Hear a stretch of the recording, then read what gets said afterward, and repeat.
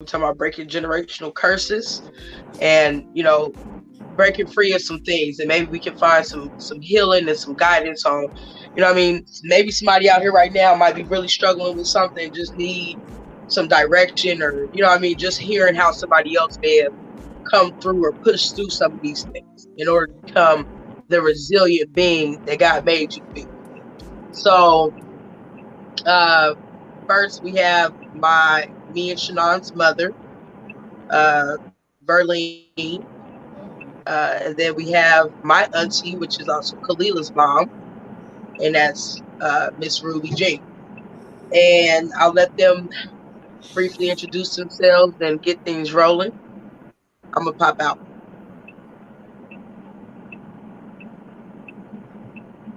Mom, you can go first. Which mom? This mom? You, mama. Your mom. Well, hello, everybody. I am two of these people, mom. Miss V, that's what they call me.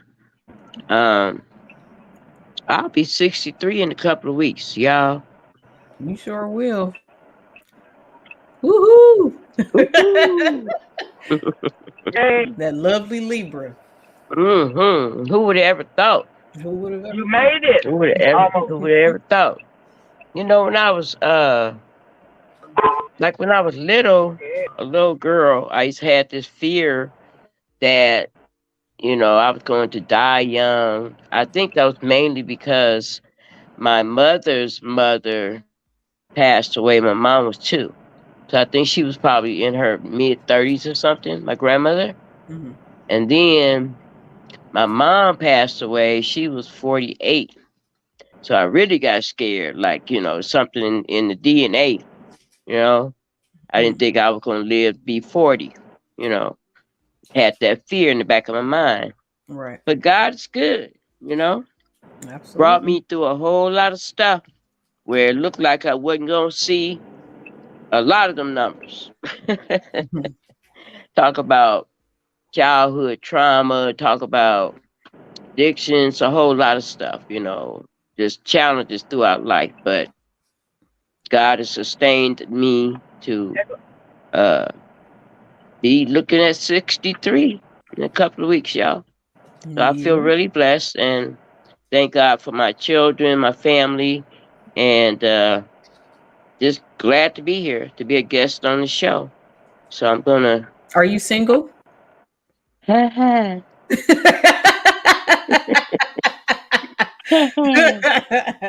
Are, why are you you messing? single? Why you messing with me? Because that's usually part of our introduction. Ain't that true? We be like, I'm such and such. I'm a Capricorn. I'm single. Mm-hmm. Yeah. That's usually how we do it. I mean, you ain't got it. You can plead the fifth. I'm a plead the fifth. Okay, plead the fifth then. I'm a plead the fifth. You messy. I'm not. I just saying you can plead the Why fifth. she gotta be messy? So she messy. I'm not. Mm-hmm. I am not. You never know Yeah. who's watching. See. You do. You never know. You right. Mm-hmm. About that. Never know. Your future husband could be watching. Huh. Well, My future. All my future husbands is dead. dang. Don't say that. You see, the brown one. who says that? Why would you say that? What is God got you somebody real good and you can sit up here and kill them with your mouth. Killed it off with her mouth. Are you ready now? Hmm. Mm-mm. I'm on the 60. Well, Do you let me have- put it like this: do you they have ain't been any- born yet. They ain't been born yet. Mom, you Who gotta ain't been mute your born? mic. I muted it for her. Oh, okay. What do you mean they have not been born yet? And we would hope they is. Because look, we ain't approving nothing younger than Bryce. That's just it. And that's facts. Right. It ain't happening. Nothing Matter of younger fact, than 30. 40. too. Must So have that missed just something. I missed something. she Damn said that her husband ain't been born yet. That's what she just said to You us. ain't never gonna meet him, is you? I mean, Dang. if he not been born, then I'm gonna need him to at least get to 20. That's gonna make you 80 something. I mean, not to put all your business out there, but Jesus, is you She gonna meet already him? did. You She might already not. did her introduction, so That's what I'm talking That's a about. hell of a prom date for him. not a prom date. I just don't, I don't want to talk about that. That's too complicated. Mm, mm, J- mm. Where, Okay. where Well, Ruby at? we Let gonna Ruby dip talk. into that because we gotta know how you overcame. This is Oh We true. my gotta know how God. you overcame. When she gets back, when her connection get a little more steady, we can have her introduction. Uh, She All coming right. in. So It for look like now, we we'll might start have off a with you, part. Mom. It look We like already we did, might Mom. have You stepped away. Thank you. Okay, make sure French is hot. Yes, ma'am. Thank you. It look like we might have to have a part 2. I know, right? she can't hear us and we can't hear her at all, huh? We can hear, but you see how it's very unsteady? Like it keeps going in and out. Oh. Yeah. How you doing? Do We ain't gonna be able to excuse get us a with the technical difficulties. We're gonna get this sorted out. See, she yeah. look good. She look good right That's now. how on the Yeah. side, right? Kalila, if you don't mind, if you can just side message her and just let her know we might have to run this one back. She moving good now. Oh, never mind. Yep. I was about to say it's gonna be very short lived. Mm. Yeah. So we got a couple of viewers right now. Okay. Hey, we wanted it though. Sorry, you guys. We was trying to get my auntie introduced and let you guys meet her, but she kind of going in and out. There we go. Soon as we Lord. say there you go, then it freezes up. All right, so She chewing that gum though. That jaw moving. Auntie Jean, did you want to Is that introduce Zoom? yourself? It's podcast. Auntie Jean, did you want to introduce yourself?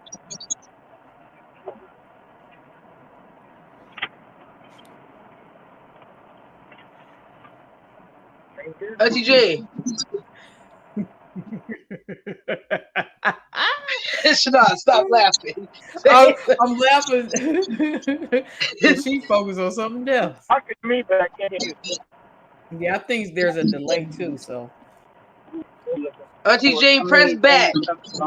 No, I didn't Press, put anything on press back. unless this is on top of it. Okay, so y'all want me to just message her? Robert, I think she is at a drive-through because I heard Yeah, somebody order She number they is at ordered the something. drive-through. Thanks for tuning in, Robert. Yes, thank you. Thank for you. tuning in. All right. All right. All right. So now we get this thing back on track here, you guys. Okay. Okay. So Let's go. All right, let's go. Let's go. Shannon, you take it from here. Let's go. Dang. That's how we doing it. She being messy, asking me in my signal. I mean, No single. signal. I didn't ask you for no signals. No, I'm not being messy because usually when we do an introduction, we introduce ourselves, our age. If you want to, you can say your age. You can say if you're single. You can say whatever. It's a brief introduction. You can. Last time we had the ladies on, they said what they did for a living and how many kids they had. So I was just saying. So I asked you, are you single? Yeah, that's all. They're gonna say I'm being messy. Not. I'm divorced. I don't have no mess. What was her answer? I'm divorced 3 times.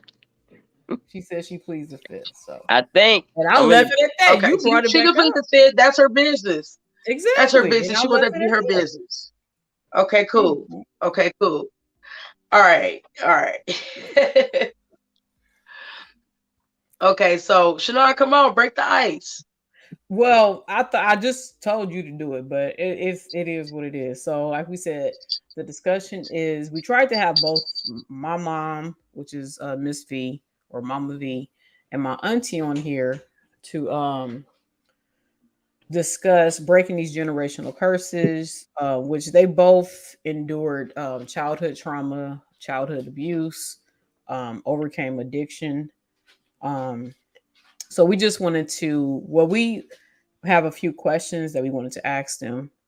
Um, so if Kalila, if you want to, you want to start with your couple of questions first, or if not, I could. She looked like she lost. She looked like she's looking for something. Who, me? What in the heck is going on? You, I just asked you a question. Oh, I'm sorry because I was messaging my mom telling her it was canceled.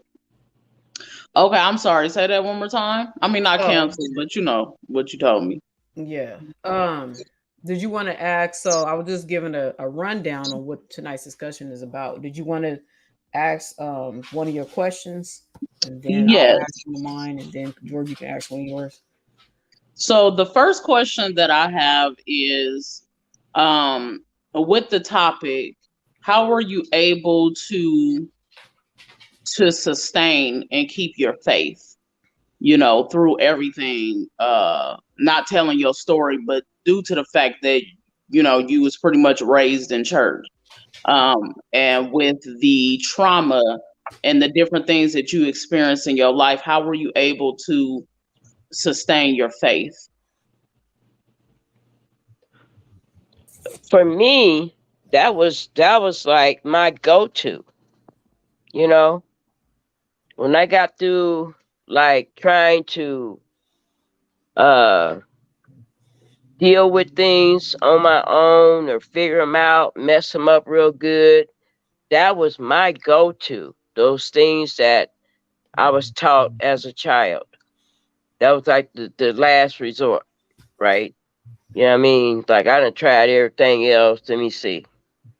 Let me just get over here and holler at God about this thing. And that was the way out. Right. That was the way out.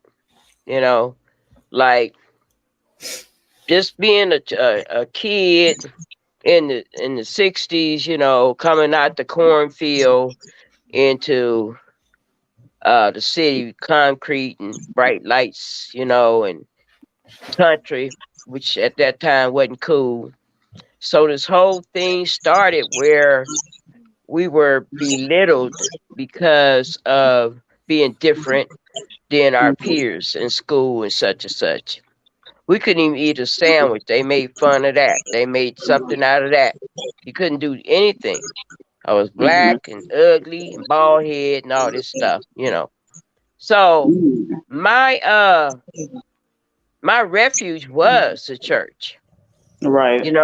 That's where my friends were, people that didn't judge me, and I learned my faith in God, and my mama taught us all this stuff, the scripture. Right. So in times where I felt like really overwhelmed, like I wanted to kill myself at 13 because of all the things that was going on in my home, including the molestation, and my go-to was, you know, the Bible.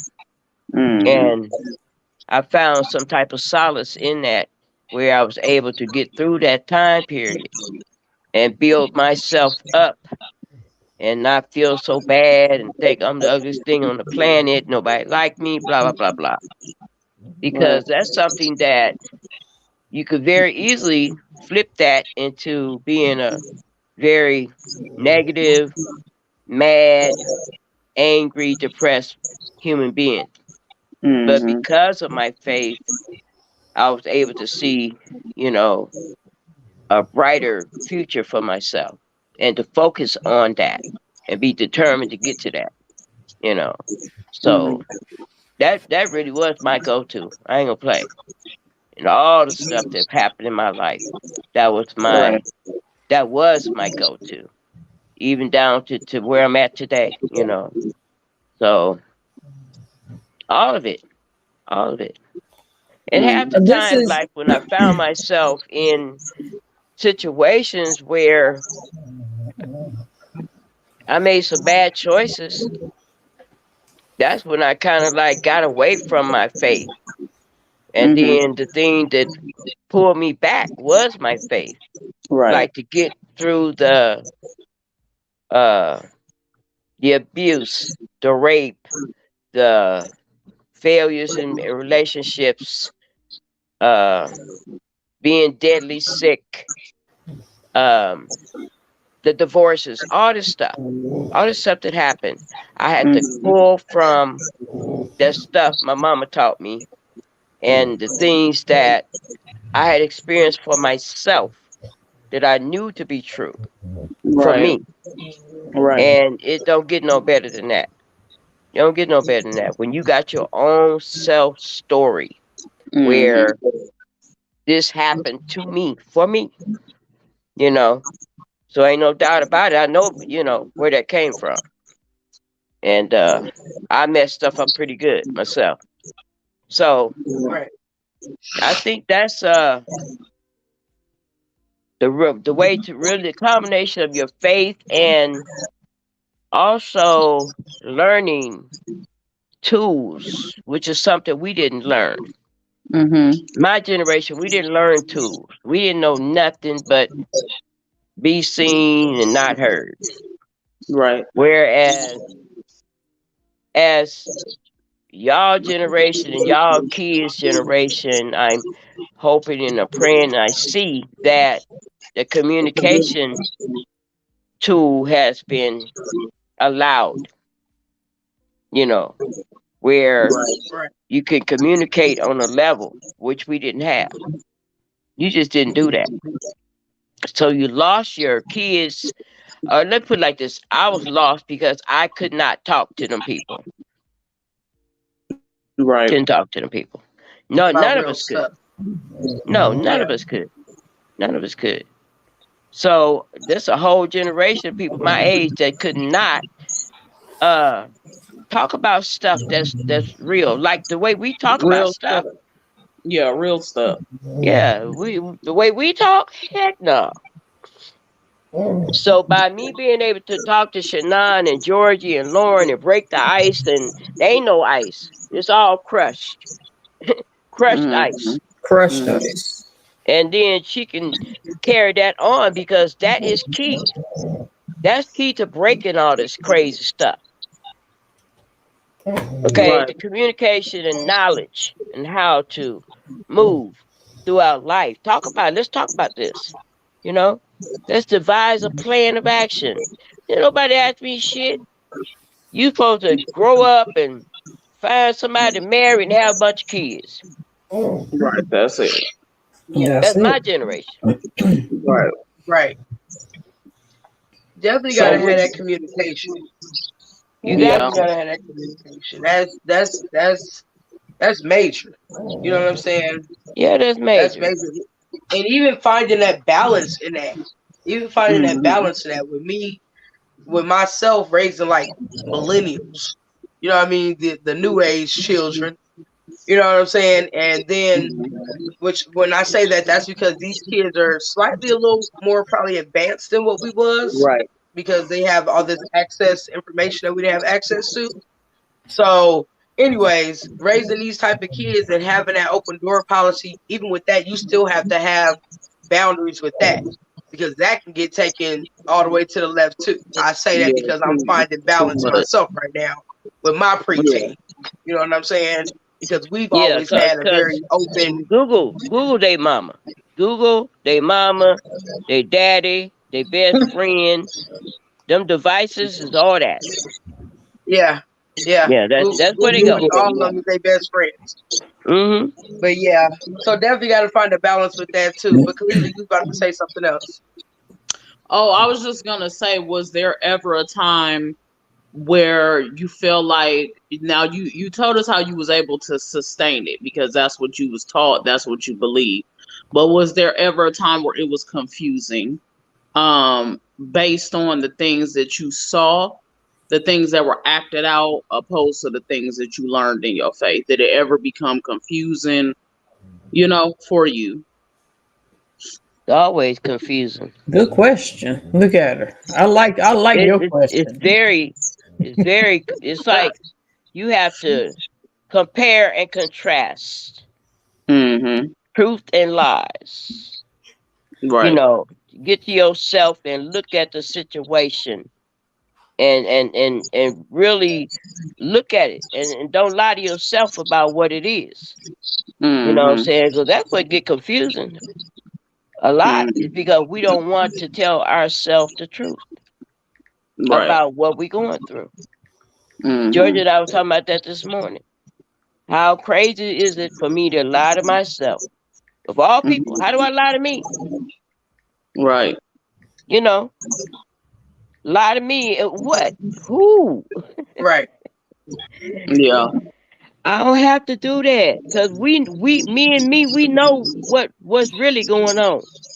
Mm-hmm. We know, but you have to just shoot, get to the nitty gritty part of it and apply pressure, apply your faith and your belief to it. But you can't do nothing until you deal with the truth. Mm-hmm. You You gotta talking deal about with the the truth truth that was going on in your household, or? Mm-hmm. in your household, in that relationship, in that job, in that whatever in life. You know what I'm saying? You Right. can't skip around and make up, stories about it. I got to look at it for what it really is, and Right. Right. then apply those principles. And So by how would faith, right? huh? Uh Go ahead.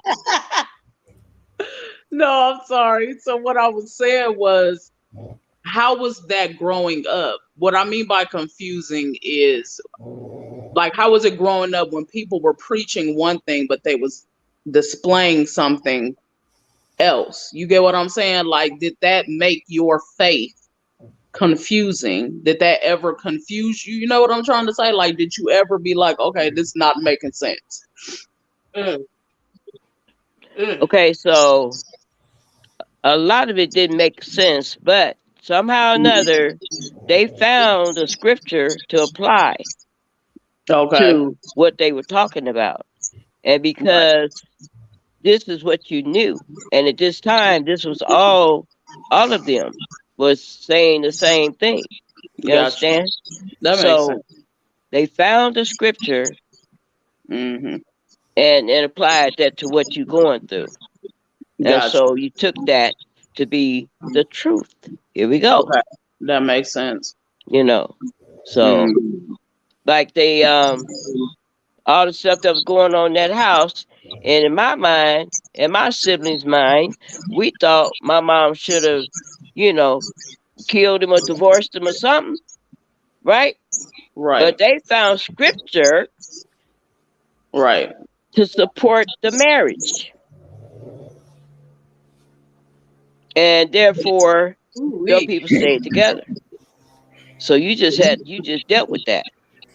You had to find a way to maneuver around that. So And tell our viewers what was going on in the house. Yeah, I was just gonna say, like, we know your story, Yeah, but the tell our three of viewers us what's and going on in the house. close family members. I mean, that's up to you if you wanted to Yeah. go into detail. Because well, yeah, you I don't have a refer problem with it to, because that's how I heal yeah, I by was gonna Right. talking say, like, about it. you refer to it That's as, that's what how was going I on was and able to uh live again was by being able to talk about it. But when I was a child, no, there was everything was under the rug. But Right. yeah, my father molested us girls. I don't know if he tapped the boys too, but he molested the girls, my sisters and myself. And he was abusive and an alcoholic. So not only were we getting touched on, we was getting beat on and all the other stuff. We was all type of, foul names and stuff, right? So when all these things hit the fan, the church said that my mama couldn't leave him because divorce was against the religion. So, you know, Some that's how it bullshit. was. That's how it was. So, I mean, what can I say? I mean, that's the time that we were living in, you know? Now it's a That's whole so new world crazy. today, but Right. it was a whole lot of crazy stuff going on. Kids were getting beaten, shot at, and all type of stuff. But she was not supposed to leave or divorce him because of the church. The same church that gave me the faith that I have, the same one. But time has progressed and you learn to seek the truth for yourself, it makes a whole lot of difference. You know what I'm Yeah. saying? You're not just being led by a lot of the stuff is people's opinion. That's just like the same vicious cycle that the slave masters used to manipulate the slaves by using that same book Right. to get what they wanted done, you know? So Mm-hmm. people use that book to get what their thing done, get their agenda passed. People use that Right. book. Yeah, Mm-hmm. yeah. It could be a weapon or it could be a blessing. The Mm-hmm. same book. Yeah. So Okay, so I have a question. So, what do you think that your biggest regret or your biggest loss was? And this is more so as far as like you as an adult, and you know, I guess more so like on the addiction side, like during that time frame.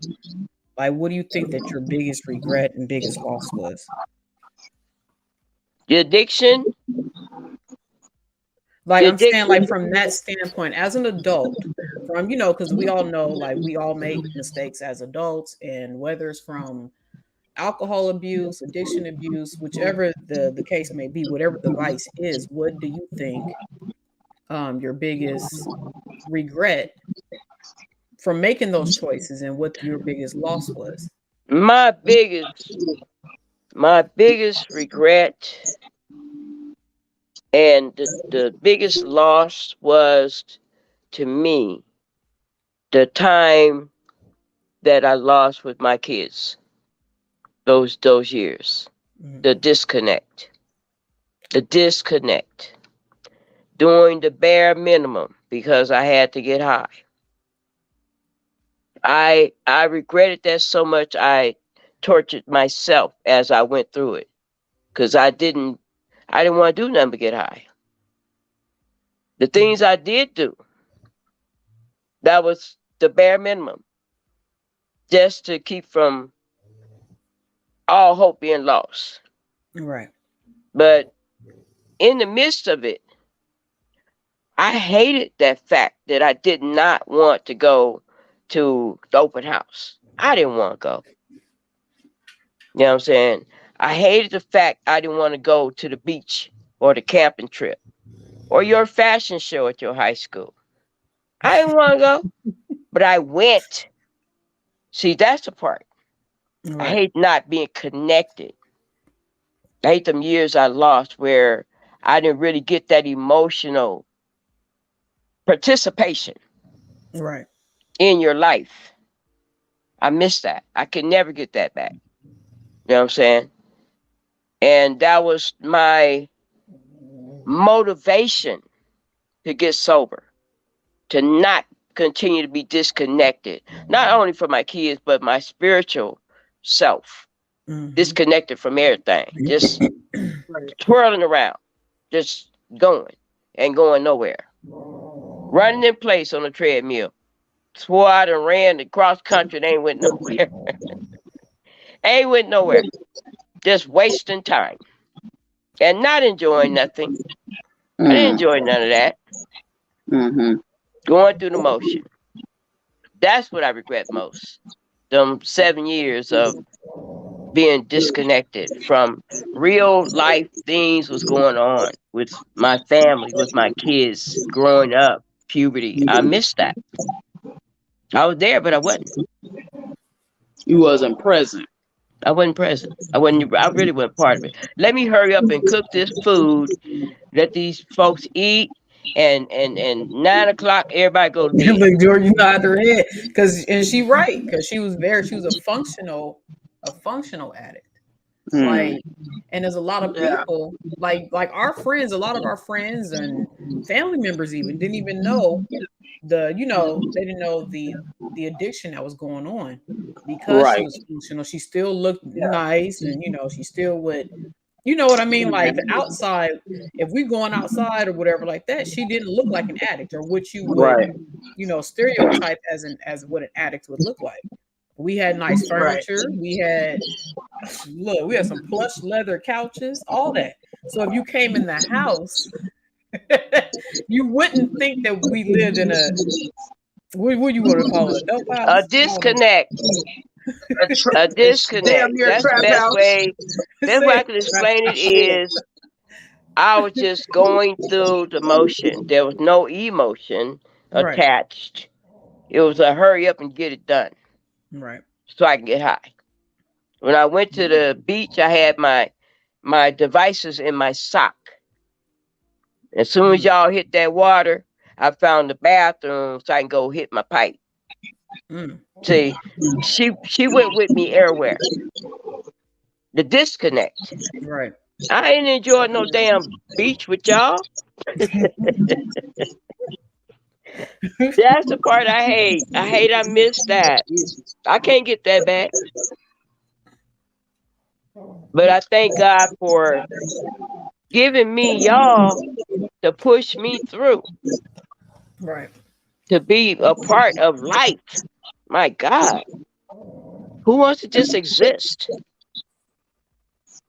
Who wants to just exist? And that's literally what it is too.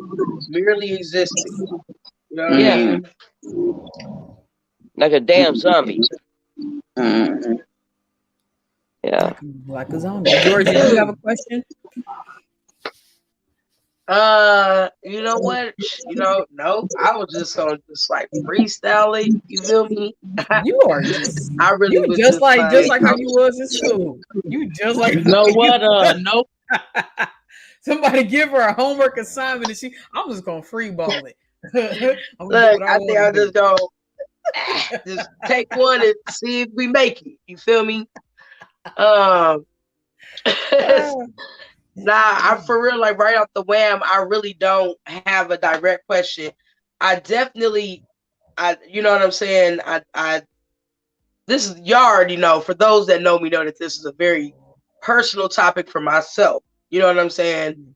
On both ends of the stick. So like that, I definitely, I get it. You know what I'm saying? Like I remember for myself, like going through the motions. You know what I mean?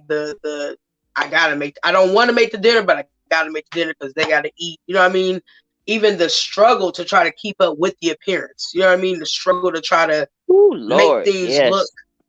make like that takes time. That takes a lot out of a damn addict. You understand me? Like the sacrifice. When I was sacrificing, you know what I mean, to try to keep it up, to try to make something look like it's all good over here.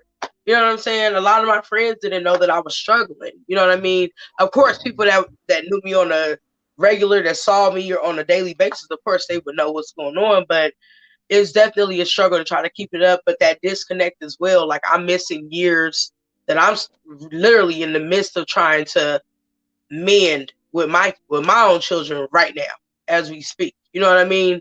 So that bond that's been broken, the trust that's been broken, you know what I'm saying? And trying to go back and clean up some mess. You know what I mean? You ain't gonna be able to catch everything, but you can exactly. sweep up some of that shit. You know what I mean? So um but yeah, I don't really have no direct question or anything like that, y'all. My bad. And here again, um, the bottom line, whatever choices that we make that affect other people, um, depending on the age of the child or the children, You know what I mean? You know they tell you to make amends and all that. No, you don't need to go into all that stuff with babies. No, no, you start where you at and build from there. Because a lot of people will tell you in recovery, oh, go, you got to make amends with everybody and everything and people and place, all this stuff. But you don't need to involve your babies into that. Now, they teenagers, obviously they know what the hell going on. You need to address that. But like with Right. you know what I mean, you got uh 8 and a 10-year old when your recovery started, right? 8 and 10. Right. So Hmm. let's say if you'd have caught that recovery when they was 4 and 6, ain't no need to go back there apologizing to them about some shit when they was 3. They, you Right. know, you know what I'm saying? You have to use Definitely. wisdom in your journey, in your recovery, in your being honest about your stuff. See, here's the thing. I had, I guess I probably, Shannon was probably what, 14 or 15, something like that, When what? when I got on the Ferris wheel. About, yeah, about, 14. about About 14, 14. right? Yeah. So it's like, okay, we had a life. We had a life before that she could remember before the drugs. Mhm. Now, with Georgie and Lauren, I think I didn't hide it that well because whatever I didn't do, Shannon made them understand anyway because she was a snitch. But Wait, what just Wait, what did I snitch about? you know you was a snitch. What did I snitch about? It went over my head. Nah, they knew. She didn't have to snitch. Wait, She what did I she snitch was about? snitching. Shannon know she was snitching. George, what did I snitch about? Because I never told them what was going on. Matter of fact, if anything, I covered for you. So I don't know what you're talking about. Told who what was going on? I don't know what she's talking about. I don't know what she's talking about. What did I Okay, snitch so about? so I thought you was snitching on me. That About might have been my what? paranoia on Say what it Crestwood. is so I can tell you what I can tell you. You Huh? was snitching on mom to who? I'm waiting on her to say That may something. have been a paranoia because even though my mom's not here, but my mom, she used to think I was snitching to her. She never wanted me to look at her. Like y'all was in y'all mind a lot. So Mom, that what may did have I been Out a snitch they little bit mind about? a lot. of it. Tell me. I need Yeah, to know. out of it. No, Mom, who she supposedly snitched to? I thought she was telling you guys, you and Lauren, Telling because them I what? tried to make things That she look was good. smoking. I really tried to make things look normal, They but I knew. thought Shannon was telling. They did not I know. didn't know. I was just gonna I say didn't know. they did not I know. And told you that's when what I I was found out saying. Shannon had moved out of the house. That's what I Shannon was was just gonna gone. say. Like Bryce If was almost anything, finna be in the world when I I found out. covered for you. I told them that everybody else was doing it but you. Mm. And Because I I thought didn't everybody else want was doing it them. but you. Yeah, and I was just about to say that, like, I didn't want their perception, which is so crazy, because, like, even as a kid with the physical abuse in your relationship, I didn't want them to know what was happening. So a lot of times I wouldn't wake them up unless it was a dire situation or something We like had that. to But I both didn't we want had to them both go to the Best Western. when it was time to go to the Best Western. You already know. But a lot of the times I didn't want their perception of you in that light, I guess you can say. Mm, So a lot of times when it was like real, it was a lot of traffic going on. We would take mm, trips just on the bus to Walmart with no money, or we'd take trips to the mall because I didn't want them in that environment. So that's what I'm mm-hmm, saying. Like, if anything, I sheltered them in a sense from what was really happening. I didn't tell them nothing. If they mm, found out, they found out on their own. It never mm, came out of Shanon's mouth. Like mm. Georgie said, like she was blind until I moved out, and that was what I was big. Grown. So, and that's when it was almost over. So That was the last year. It really yeah. was. That was the end. And I think that's probably why, because she didn't have that shelter But over her anymore. once I had the confirmation. So how it went, y'all was how it went, y'all was. Me and my mom riding around one day. She pulled into this real broke down kind of raggedy little building. We go in there. It looked like a church. Looked like the church where it don't really have no pews. They just unfold the little chairs that you take to the birthday parties, the little tin ones. So, anyways, the whole bunch of them looked like a little church with a little aisle down the middle, and they had the reverend's little pit at the front. And I'm sitting there like, boom, me get started. They start talking. And then a woman get up there talking about she was behind a trash can and all this other type of shit. I'm like, what the hell are we here for? Trash can? So my mom being who my mom is sometimes, I actually was like, okay, it's something to this. Like, she getting something out of this. Like, she something going on. You know what I mean? Like, what's the G? You know what I mean? But then, like, when she got up there and got to talking, I'm like, no fucking way. Oh, you guys was at a CA meeting. We was at the meeting. We was at a CA meeting. And we kept going. And I really, like, the first times we went, Mom didn't get up there and talk. I still was kind of confused, like, why we keep coming here. And then one day she got up there and started talking, and it was very emotional. I think I got teary-eyed, all that. You know what I'm saying? And I'm like, whoa. And then, but after I knew, a lot of shit made sense. Started to come clear. Yeah. A lot of stuff started to make a lot of sense. You know what I mean? That kind of always didn't make no sense. But at the end of the day, when it comes to your parents, they be like, they can't do no wrong. You know what I'm saying? So, you know, but yeah, that's how that happened. But that was damn near at the end of her journey, for real. That was. Yeah, because I'm like, I think when Georgie told me about the CA meeting, I was like, well, dang, that was at the end. When you that was the end of it, pretty much. You know, like you said, like I never knew. So. I thought it was her company. And that just tell you lack of knowledge for a kid, for real. You know what I mean? To not even question the fact that all of everybody around her, I knew they was high. Like, you, what? That nigga tearing the blinds apart. You know what I'm saying? Like, they doing weird shit. I'm like, oh, they high. They high. I knew the people. I knew what was going on. I just didn't know my mom was a part of it. I thought she was like the overseer or something. I don't know what the hell. She was the overseer.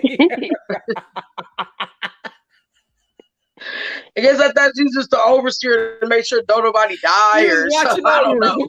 To make sure I have to oversee the people. I have to oversee the people. She was the drug referee. Make sure don't nobody die tonight. She's on hand. Like, I don't know. Oh, she makes my head hurt, Jesus. She's the overseer. She makes sure everybody is straight, nobody dies. Hey, I didn't know what was going on up in there, but anyway. And then it was you partly right, and you partly, I was also part of it, but again, I was benefiting. I had everybody's EBT cards or food stamps. I had everybody's money. I had, So I knew it was something.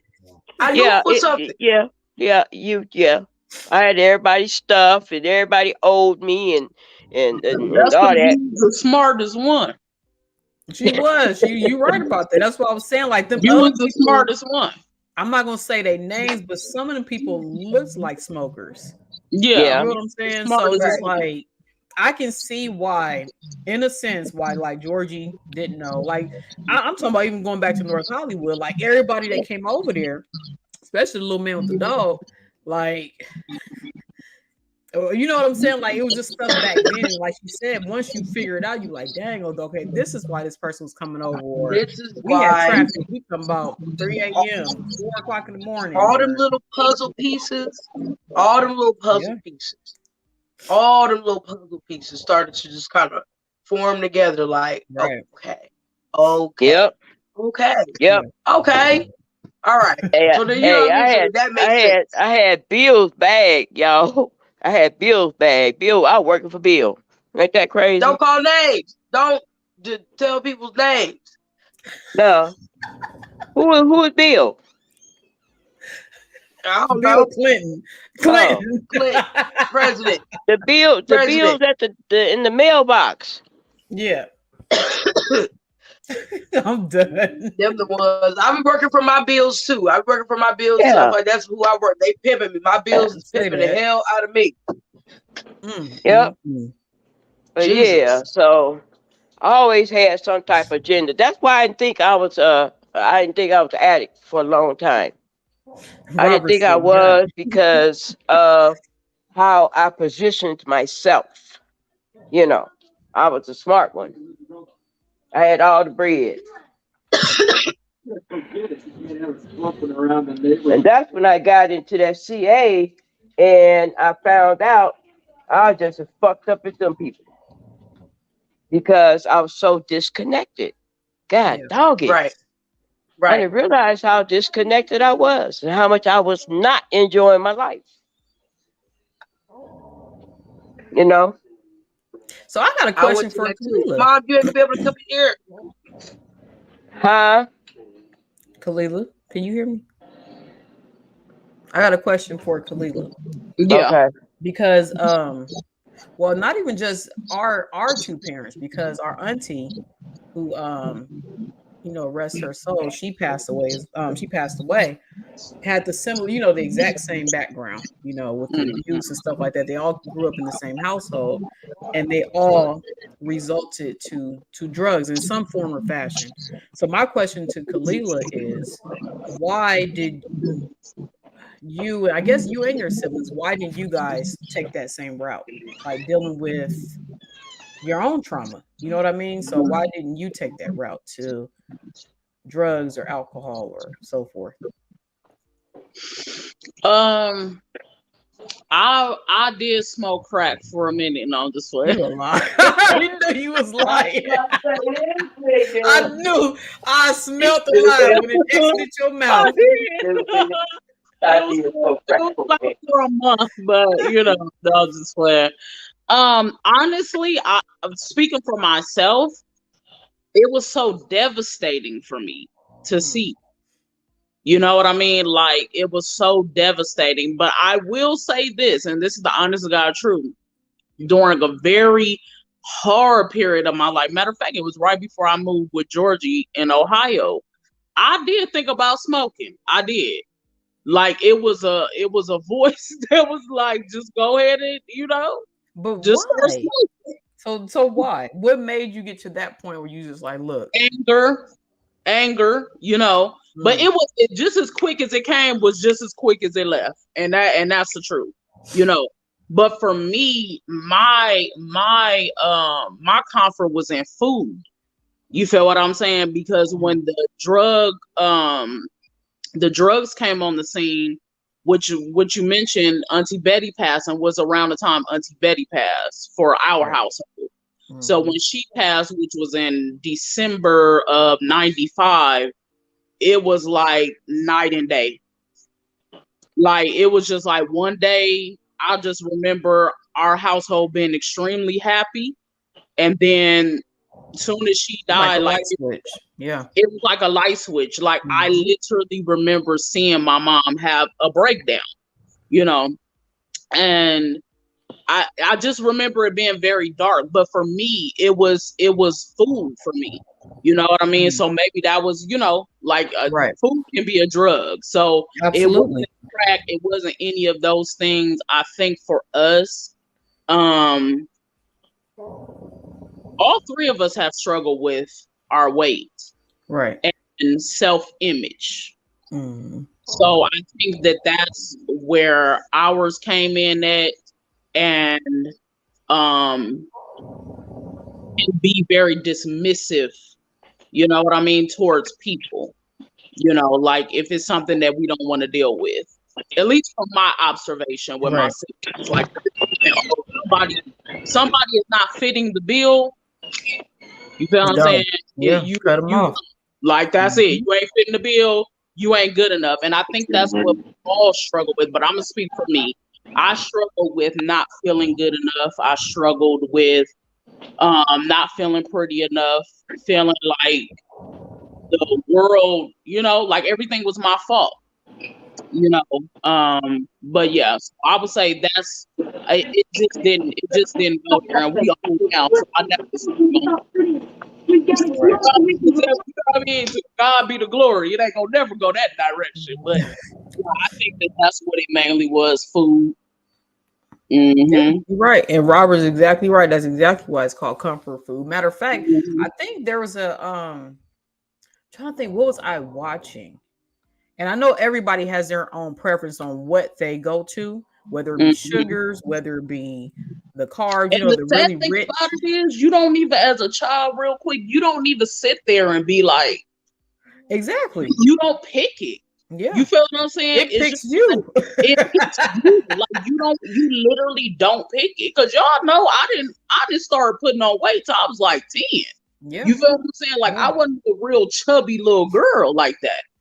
And it's like you said, like it literally picks you. Mhm. And that was my way of coping when the nights that I was afraid. That was my way of coping. And it makes sense, just like you said, it all lines up. It Mm-hmm. lines up, like even maybe even with me, I'm not gonna say like I wasn't a heavier kid, give or Mm-hmm. take 10, 15 pounds or something like that. But Yeah. I can't say that I resulted to food necessarily, but the what you were talking about, like shutting people down, Mm-hmm. like I had a huge problem with that and not trusting Mm-hmm. people. Right.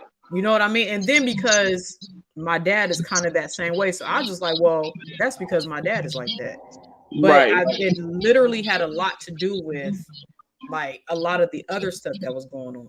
You know what I mean? Like not letting my guard down to a lot of people or just not Mm-hmm. talking to people. You couldn't ask me nothing like deep, and I'm gonna give you a straight up answer because I don't want you to get there. You know Yeah. what I mean? So but I've always wondered that because like I know um like Georgie kind of already gave a little snippet of her battle, and you know what I'm saying, and I know like usually like if Mm-hmm. you see it happening, there's one or Yeah. two ways you're going to go with it. You know what I mean? Either you're going to Mm-hmm. stay completely away from it or you're going to follow the same pattern. So Right. I just wanted to get a little insight, from your perspective on why it was never, you know what I mean, like it never was a choice. But then like you said, it was food, or like some people Mm-hmm. might indulge in sex, or you know what I'm saying, something Yeah. else to kind of fill that void. Feel So that. Yeah. yeah. And then I was like Auntie Verlene too. Like it was just automatically in me. It was embedded in me. I think Mhm. y'all probably went to church more than we did. And As it was just, children, yeah. yeah. And I think it was just embedded in me, like I'm talking about in my spirit, to just find refuge in God at a Yeah. young age. I would walk to church by myself. Wouldn't nobody have to go with me? You know what I Yeah, I mean? remember the I remember that. Yeah. I would just go. So that Mhm. was that it was just like automatic. Like that's just what I knew that was going to help me keep my sanity. That part. Yeah. Mm-hmm. Yeah. That was the same place. That was a Yeah. refuge. When all else failed, you know, Mm-hmm. I knew I could feel safe there. You know what I Right. mean? I was gonna hear something to help me get through the next episode. Mhm. And Right. still to this day, you know. Yeah. I mean, it's really real today because I done figured out, how to sort through things Mm-hmm. a lot more clearer than with all the judgmental stuff that I grew up with. That's what I was gonna say. Like, even though that was my refuge, even at 14, 15, 16, I still knew something wasn't right. Mhm. Like I knew the foundation, you know what I mean, of Right. Jesus and our faith. I believed with all of my heart that it was accurate, that it is accurate, but it was just certain things where I was like, this looked like what I just walked. This going on at home. You feel what I'm saying? I'm being Mhm. verbally abused at home. I want to come to church and be verbally abused too through Right. the word. And then it You know was what I stupid. It mean? was stupid It was stuff like dumb. Like it was the dumb pastor stuff would call like me if I had on overalls or something. yeah, it'd be dumb stuff like that. You know what I mean? Like ain't got nothing to do with your heart. It got to do Nothing. with your toe or your Yeah. elbow or your stupid stuff. Or Mm, a Yeah. certain style of wig, you right. know, Yeah. that you had to walk this line. You had to Hmm. walk this line. And it's a never ending line. That's Never what ending line. at 35, that's what I have learned. Because obviously I've come out of that place of religion. You get what I'm Mhm. saying? Like you said, overcoming the lies, because there's lies in church. Mhm. You know, the word of God is the word of God, but it is lies. Like you said, people make up things to suit them. Or I don't even want to say, well, they do make up things, but they flip and manipulate the scripture to suit them. Manipulation. Yeah, Manipulation. manipulation. And here Mhm. I am, this 14-year-old girl coming to find my safety, and you sitting up here talking about the fact I got on some overalls. Mhm. But Mm, you don't know that just last night I saw, my parents getting high. And Right. I right. I thought about committing suicide, and I come to church Sunday, and you talking to me about some overalls. So overall. Mhm. Mhm. Mm, You Yeah. know. Yeah. So even today, ain't no way you couldn't throw me back in something like right. Mm-mm. No. that. It was But yeah. just superficial. Not Mm, no depth to it. It was, but it wasn't. It was more attention put on unnecessary George, you still bullshit. muted. You muted yourself. Who? Me? George, you did. Oh. There you Oh go. dang, I've been muted for a long time too. You have. yeah, it was more so on I've been perform. saying stuff. I know, like You I been was seeing saying you, and by the stuff. time I look at you, I'll be like, okay, maybe she muted herself. But you've been muted. I did mute myself. Dang, What I was you muted saying? myself. I think mom came out here. Uh, what was I saying? See, y'all done messed me up. You just said it. Never mind. Never mind. Mom, Oh keep my talking. god. Yeah. We want to I hear done what got you off were track. saying. Right. I just wanted to you know, I don't know. I don't know. That's deep. I always wonder and I You got concern something and deep to say. I even worry a lot about the damage I did. Well, the damage I did to Shannon, because Shannon was there with all of it. I mean, she knew, you know what I'm saying? It always worried me like, what did I do to my child, Lord? Hmm. I don't know. And she seemed like she come out, with whatever was going on, she seemed like she came out with a strong constitution through it all. Cause she was there. I mean, she was there. She was there. That mess you up bad, Shannon? Did you mess me up bad? Mm-hmm. No, you didn't mess me up. But like I was saying, like because even before the like I was saying before the actual, I guess, alcohol and the drug abuse, whatever, there was the physical abuse. I think I don't I'm trying to I don't want to say that was more traumatic, but I think because I physically saw that and I physically, at 11, 12, 13, I physically was like afraid for your life. You know what I Hmm. mean? Like, and there was times I would be so angry at you, because of the situation. And there were times where like you guys would literally get into it and he done drug you or whatever. And then I'm afraid to go to school because I'm like, if I'm not there to protect you, then anything can happen. So It's then a I had tournament. anxiety while I'm at school because, because right around the Me corner, so too. if I hear ambulances running down the street or something, I'm thinking they're coming Right, to. automatically. Yeah, I automatically think that. And I literally couldn't focus. Like I'm talking about all throughout seventh grade, I couldn't focus because I Mm-hmm. was always concerned about her well-being. Like Mm-hmm. couldn't sleep at night because I knew Friday night is about to go down. Because that's Mm-hmm. what he chose to, and she know I ain't lying. You ain't That's what lying. he chose Same to thing. get. Same. He get paid on Friday. He about to get him 40 ounces, and Mm-hmm. that's what the routine was. He pull out his box of cassettes and he about to play music, That and music will be good too. it would be good He music, used but to, I'm listening to the wall just so he if had a I hear good Will Robert. playlist. Yeah, Thank you, yeah. It's Robert, the for same. tuning in. I don't know if y'all saw his comment. What Yeah, Thanks you for he got tuning some in, good Robert. We comments. appreciate you. Robert got some good comments. Oh yes, absolutely. But yeah, like I think that I would say the physical part because I was literally sitting there. A lot of the stuff I would sit there and I would see it, or we running together. You know what I mean? Like hiding out together. So I think that probably took a toll more than the drug. Tanan, you remember you remember that time you put them hooks on him? What she do? You remember that time he had me on the floor sitting on my back You beating the shit absolutely out of me? right. That look, I had to. I got chunked a little bit, but that it was all right. What you Tanan do? had him in Warren, Tanan had him in the hook. She had him. I had to be on. I was on his back, riding him like a wild horse. I sure the heck was. Mhm. I mean, she got him. She got him good with that ashtray.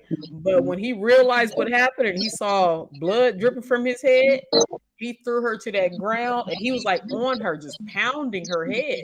And I didn't know, he was 6'4". Yeah, he And was my tall. only thing was, I got to try to choke you out, dude.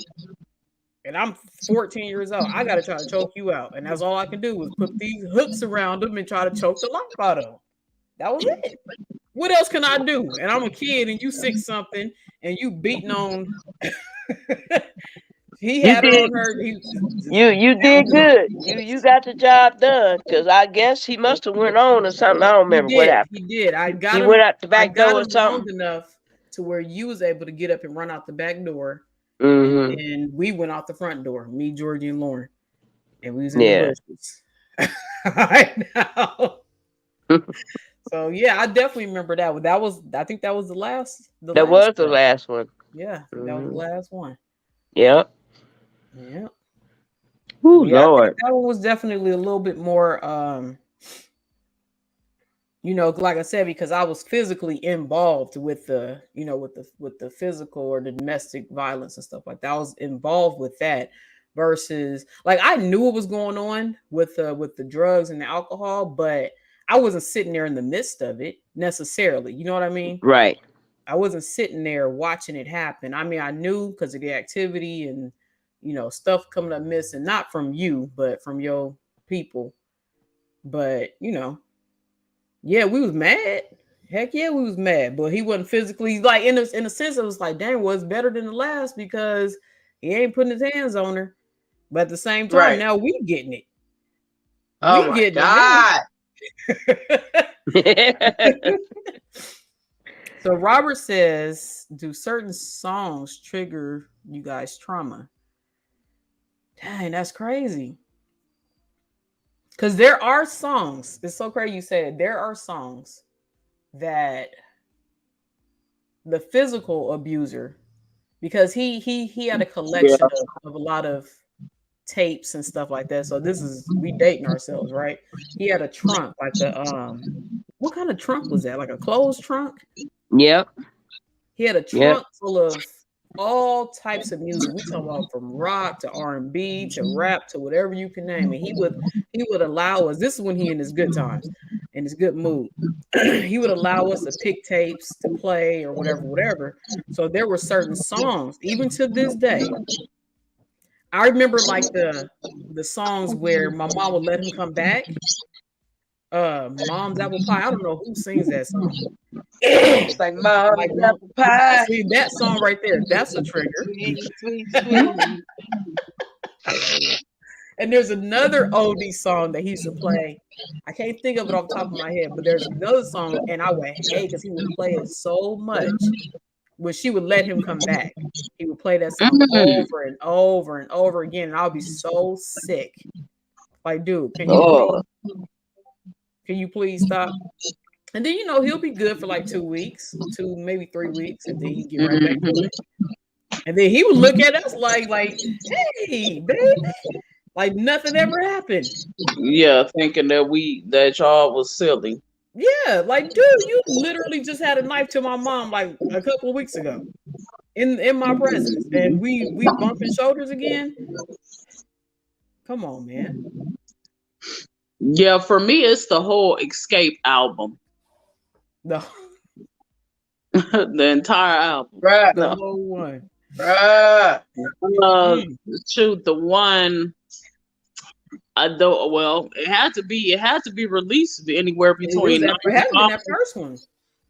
Yeah, it was. Yeah, the one where they was all on the thing with those black glasses. Yeah, The black Yeah, lipstick.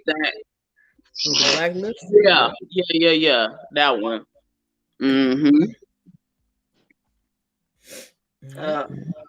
Yep. So Well, I got a question to y'all though with the okay, so we got our trauma which caused whatever. We did not handle our trauma very well because we made some, stupid choices, eyes wide open. Right. And so we inflicted that on you guys. Now, what I don't want to say benefit, but I guess I'm trying to say what did you pull from that to make you a better parent or better person going forward as far as breaking these generational things? What did outside of the bad part, what did it show you that would be beneficial? Am I making any sense? Yeah, it makes sense. Today for me, so you're saying what is benefit? Like how did the trauma benefit our lives? Is that what you're saying? Or even I think she's just saying like overall, like the situations, like did it make you a stronger person? Did it, you know what I mean? Like in that aspect. For me, it definitely allowed me to come face to face with God, even through the confusion, even through the ups and downs, definitely has allowed me to have a very deep connection with God. And then today, fast forwarding, is very amazing to watch, how you guys have done leaps and bounds in your recovery.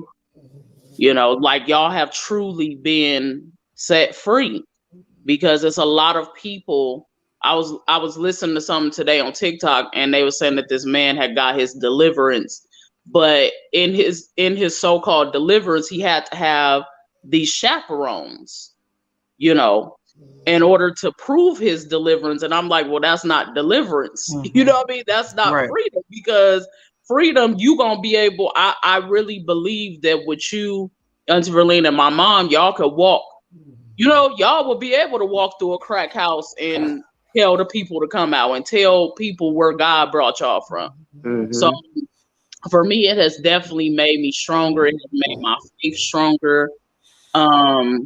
Like you said, I'm not a mother yet, but it has shown me the importance and to bring awareness to abuse. You know what I mean? Self-abuse, self-inflicted.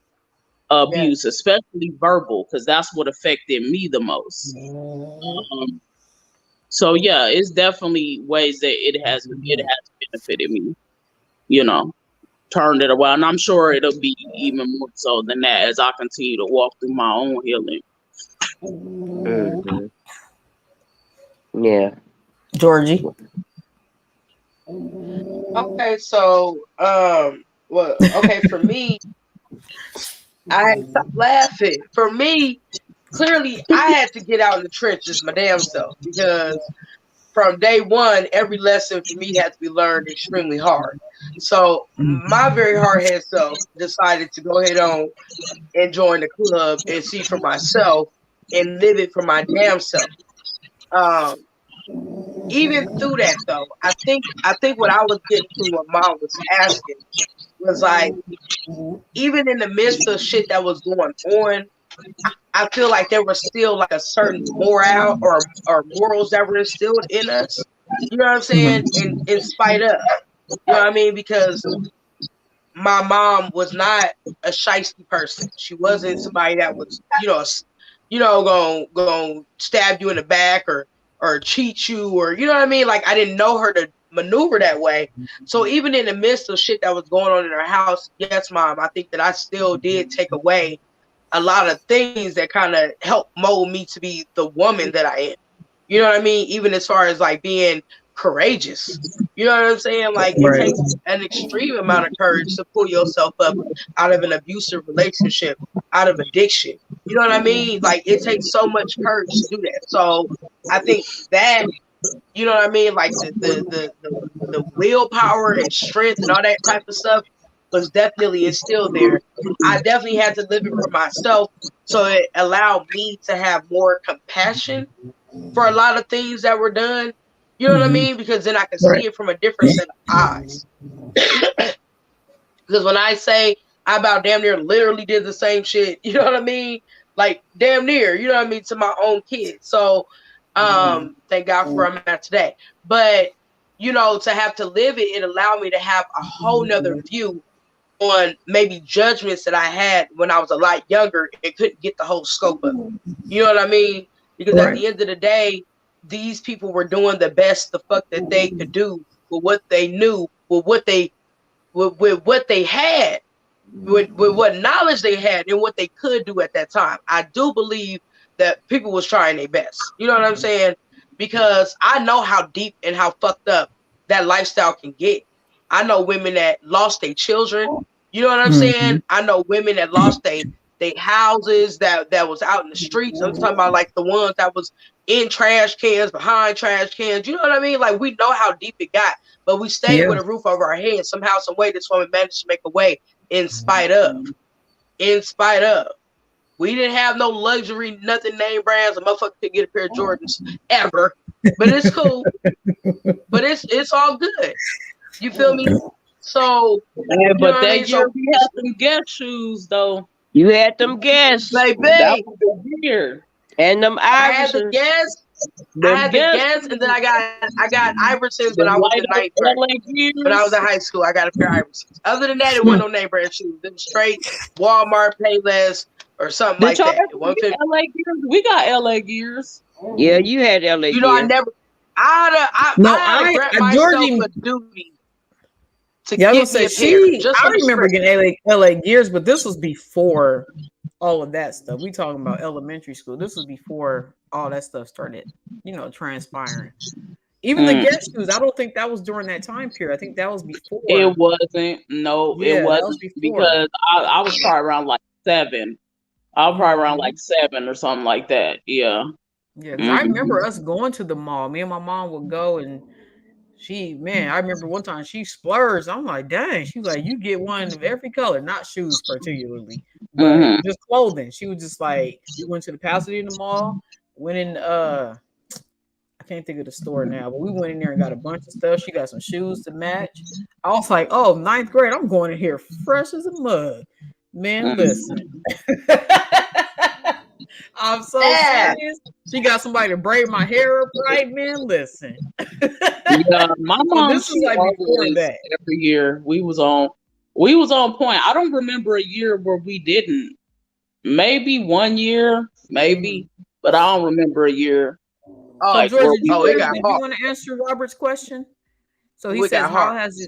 how has those experiences impacted your views on relationships, and do you think it has shaped what you look for in men, negatively or positively? Oh God.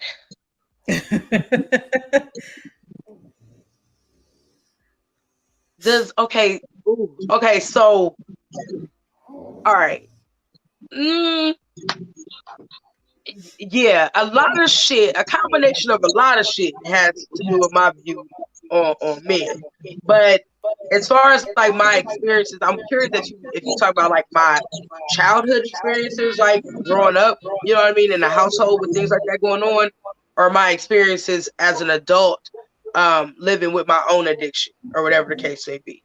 Um, but either way, a lot of things have a view on that. As far as like the men go like that, I was sexually abused as a child, so I think it kind of starts there when it comes to men.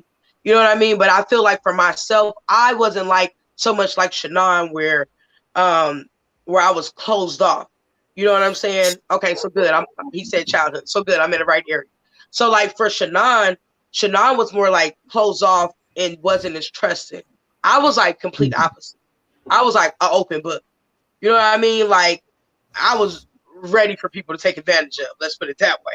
Okay, so you know what I mean? Like because Oh, good. I literally was just like open to anybody. I didn't know no strangers. If I met you yesterday, we played together. Tomorrow, we best friends. You know And what I mean? Like she ain't I didn't lying. That's know. literally I off didn't the rip. know.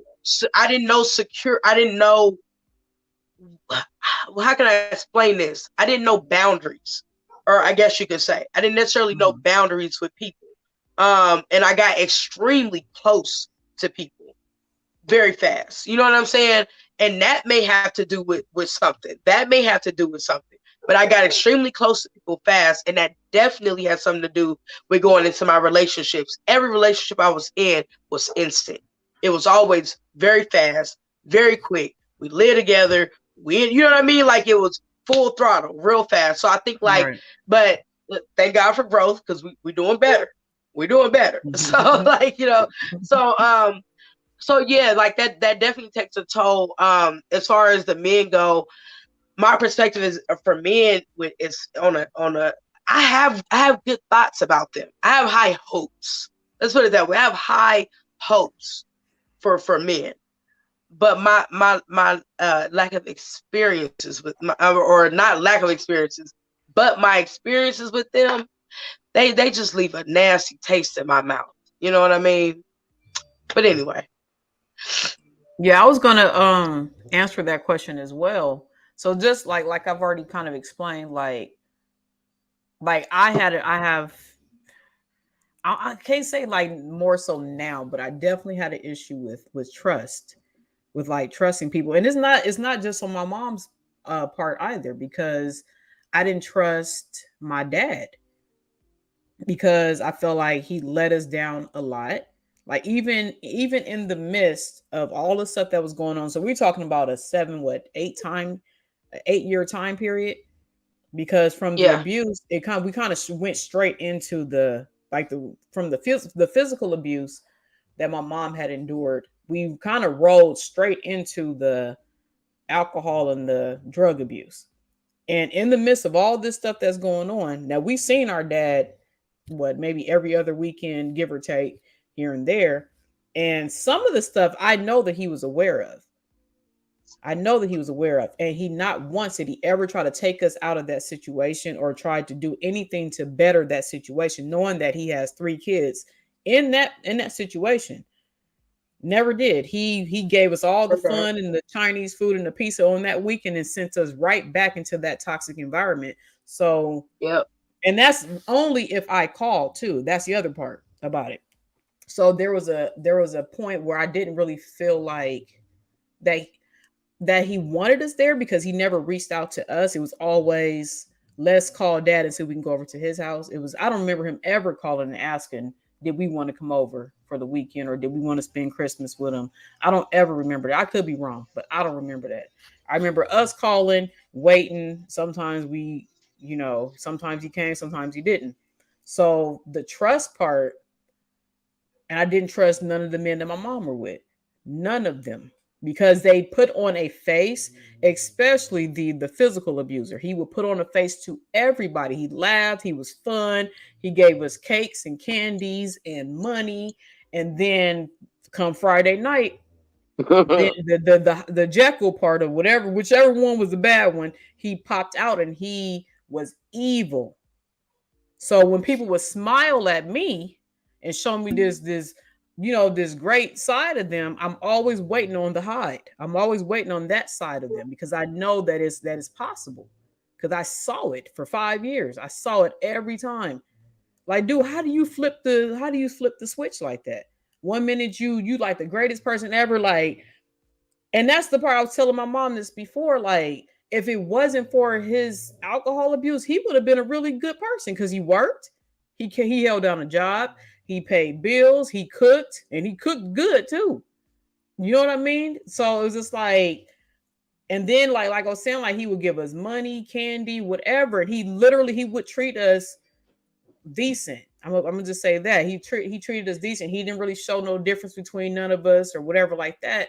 But then soon as he would get drunk, he would literally flip the script. So I had a trust issue with people that showed this so-called good side of them because I'm always waiting for the other side to come The through. shoe to drop. Waiting on the shoe to drop. Wait for the other one to drop. Exactly. Mm-hmm. You know, so it was always that. So I didn't trust people.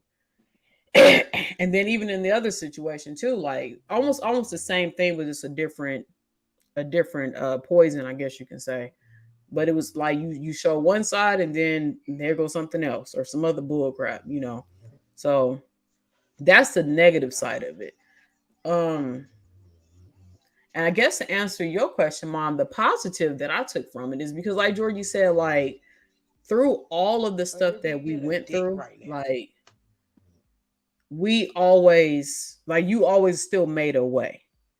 You know what I mean? Like there was we didn't have some rough ones. I ain't gonna take away from that. But we didn't have some rough ones, but baby, them matzo crackers.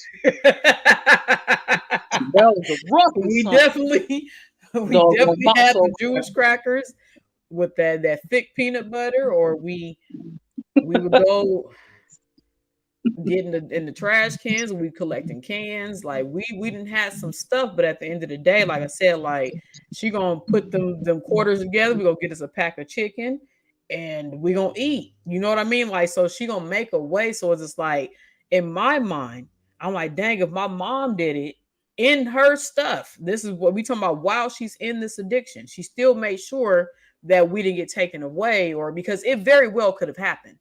You know what I mean? If somebody would have came and be like, oh, if let's just say somebody called CPS or whatever, if they came in their house, they wouldn't have known that nothing was going on. You feel what I'm saying? Because like it was never to that point where we was in there just with the dust and the plaster. It was never at that point. We still had stuff. So I mean, yeah, that's the positive side of it. And then like through everything, whatever when she knew that she needed to get the help, she reached out and did it on her own.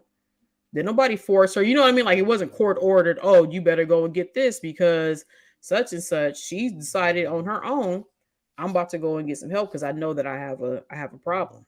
You know? Right. So, but yeah, so I guess that's like the negative that I took away from it. Like I've definitely, once I realized that I had the issue with like not trusting people or whatever like that, and it took me to be in my own relationship to figure that out because I didn't look. You ain't about to know nothing about me, but whatever I want you to see, you can know my age, my date of birth, and that's about it. I don't want you to get no real meat to me, nothing. You can just get the outer. That's it. No Like, real. anybody from high school, they can tell you nothing about me. Absolutely nothing. That was it. That's crazy. It is. Yeah, it is to a certain extent. Nobody never came to our house. I don't need you to know none of that. And that's just what it was. Mm-hmm. Yeah. Yeah. Yeah, well, I just feel like it just all of it for where I'm at has it's been a growing experience. I mean, you never stop growing. I hope you Right. everybody understand that.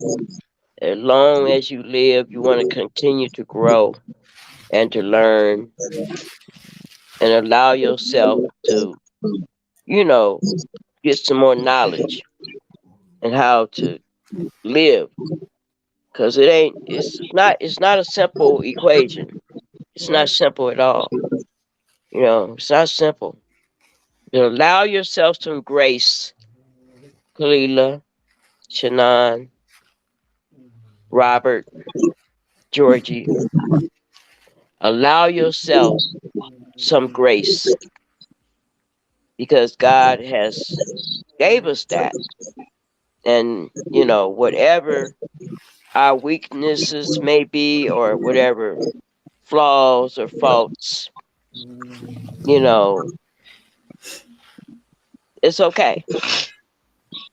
It's okay. You know what I mean? And then you fix what you can and what don't need to be fixing, then let it stay where it's at. Some things is good for you to use to protect your heart. Right. So you just have to take your time and sort through your own stuff, your own life, you know, based off them experiences that you had. They come to give you a lesson.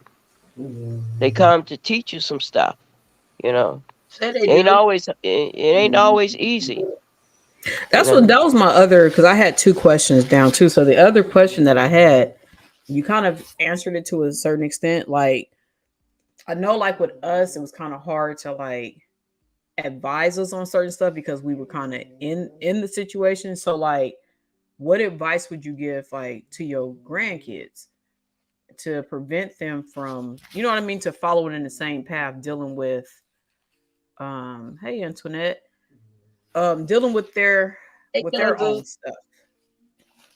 What advice would you give them so that they don't fall into the same pattern, breaking the curse, I should say, Dealing with who? dealing with your grandkids and Okay. preventing them from falling into the same, I guess, the curse of abuse and substance abuse and whatever the case may be. What advice would you give them and how to deal with whatever issues they're dealing with? Okay, so I think I think being aware, make sure that they are aware of what's going on. There ain't no sense in trying to shelter them from the knowledge of what's out there. And then give them a safe and comfortable environment to talk about it. Mm-hmm. Anything at all. I want them to be able to talk to me about it.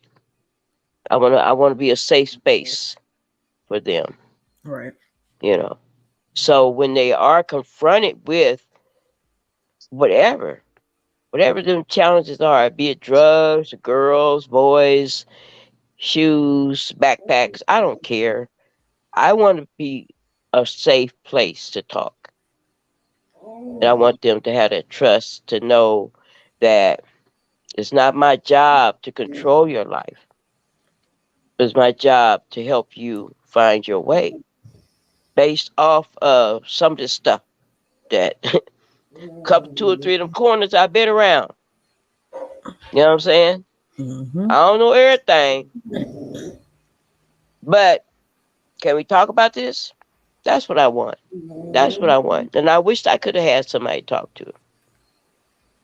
It probably would have Right. headed off a whole lot. I mean, well, I could just be 100 honest, like 100%. Like anything, I don't care. Anything. I wished I could have. been able to talk to Aunt Lee or Aunt Sarah Lee or my mom or somebody. But there was nobody. There was no safe place. They had knives and forks and spoons and shit. I was gonna say like so maybe not so much your mother, but it was like Aunt Sarah. Well, not I don't even say Aunt Sarah. Like you didn't feel like you can talk to them about No. what you was Sex. They going through. they came with the Bible. Everything, They everything. came with the knives and forks and the judgments and damning everybody to hell. Right. You know, we You could ain't definitely. nowhere in the world the stuff that me and Kalila and Georgie and Shannon talk about, girl. Ain't no way. Ain't no way. Nope. Nope. But all these babies keep popping up though. They don't take nothing to get no baby. I keep telling y'all, mine ran up my leg.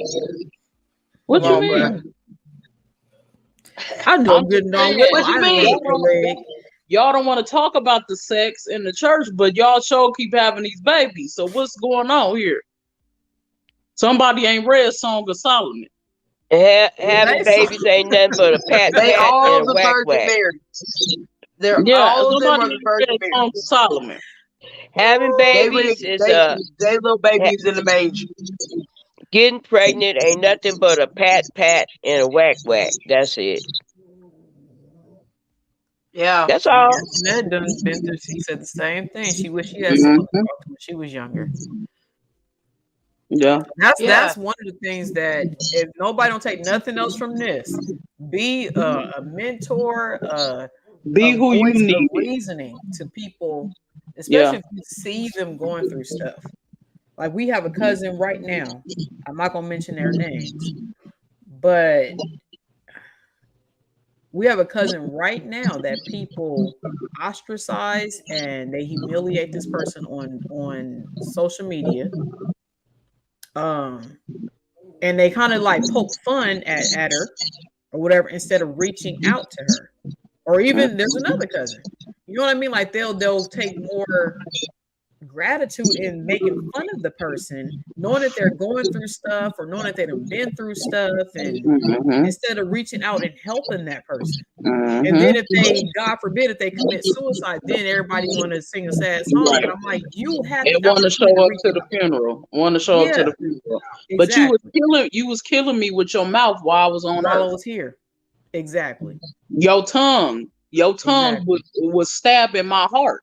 Yeah. Right. Yeah. Right. Because the You stuff know. that my mom just mentioned that she done been through, do you know there's so many people that have off themselves because of that stuff, but they couldn't deal with it because Hmm. they didn't have nobody to talk to or they didn't have some type of a refuge in the midst of the stuff they was going through. How many people do we know personally, family members that are an OD'd because of that's what they found refuge in? So you know what I'm saying? So it's just it's when you see the stuff happening, don't instead of making When fun of them and when I was 18 years old and this man, a neighbor, well, he lived in the neighborhood, locked me up in his house for 6, 7, 8 hours, nailed the doors, the windows, and all this stuff, and beat me with the hammer and wood and all this shit, and did whatever he thought he wanted to do with me. And so I got blamed for that. The, the police people, they said, Yep. well, you 18, so he said that you willingly agreed, and my father got angry at me and blamed me for whatever, and nobody nobody cared about what I had went through them Yep. 7, 8 hours when I bust about that man's house butt naked running down the street. Okay, I don't know how I got there. It's another story.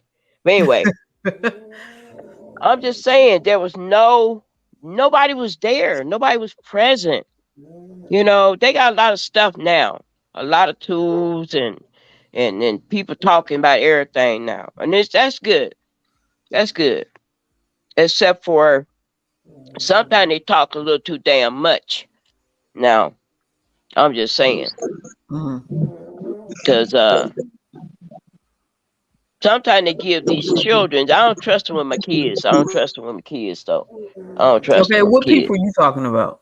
I'm talking about these psychologists and counselors and people. I don't trust them all the time with my children because I don't trust them, first of all, because their nose is keen and they pink cheeks. And I think a lot of times they done collected some specimens and they lab ratting our children and they want to pump them full of dope and turn them loose at 18 to be dope fiends. So Yep. I don't trust them 100%. Not that way. So I think we should build our own community amongst ourselves of some educated, intelligent black folks to talk to our own damn people because I think these people have an agenda. And I'm gonna say this based off of how, they start to me attacking my granddaughter. Damn school. You know, they start giving her all this information. Had this little girl self-diagnosing herself to have all these motherfucking problems. The fuck is For wrong with real. It was a real thing. I said, you know what? Them same classes that they had, I did 8 years of that shit. You want to talk? Let's talk. And I'm not gonna recommend you load yourself up with all these goddamn narcotics and ADTs and all the alphabets and shits. You know. So having conversations like this, generations of us, is good.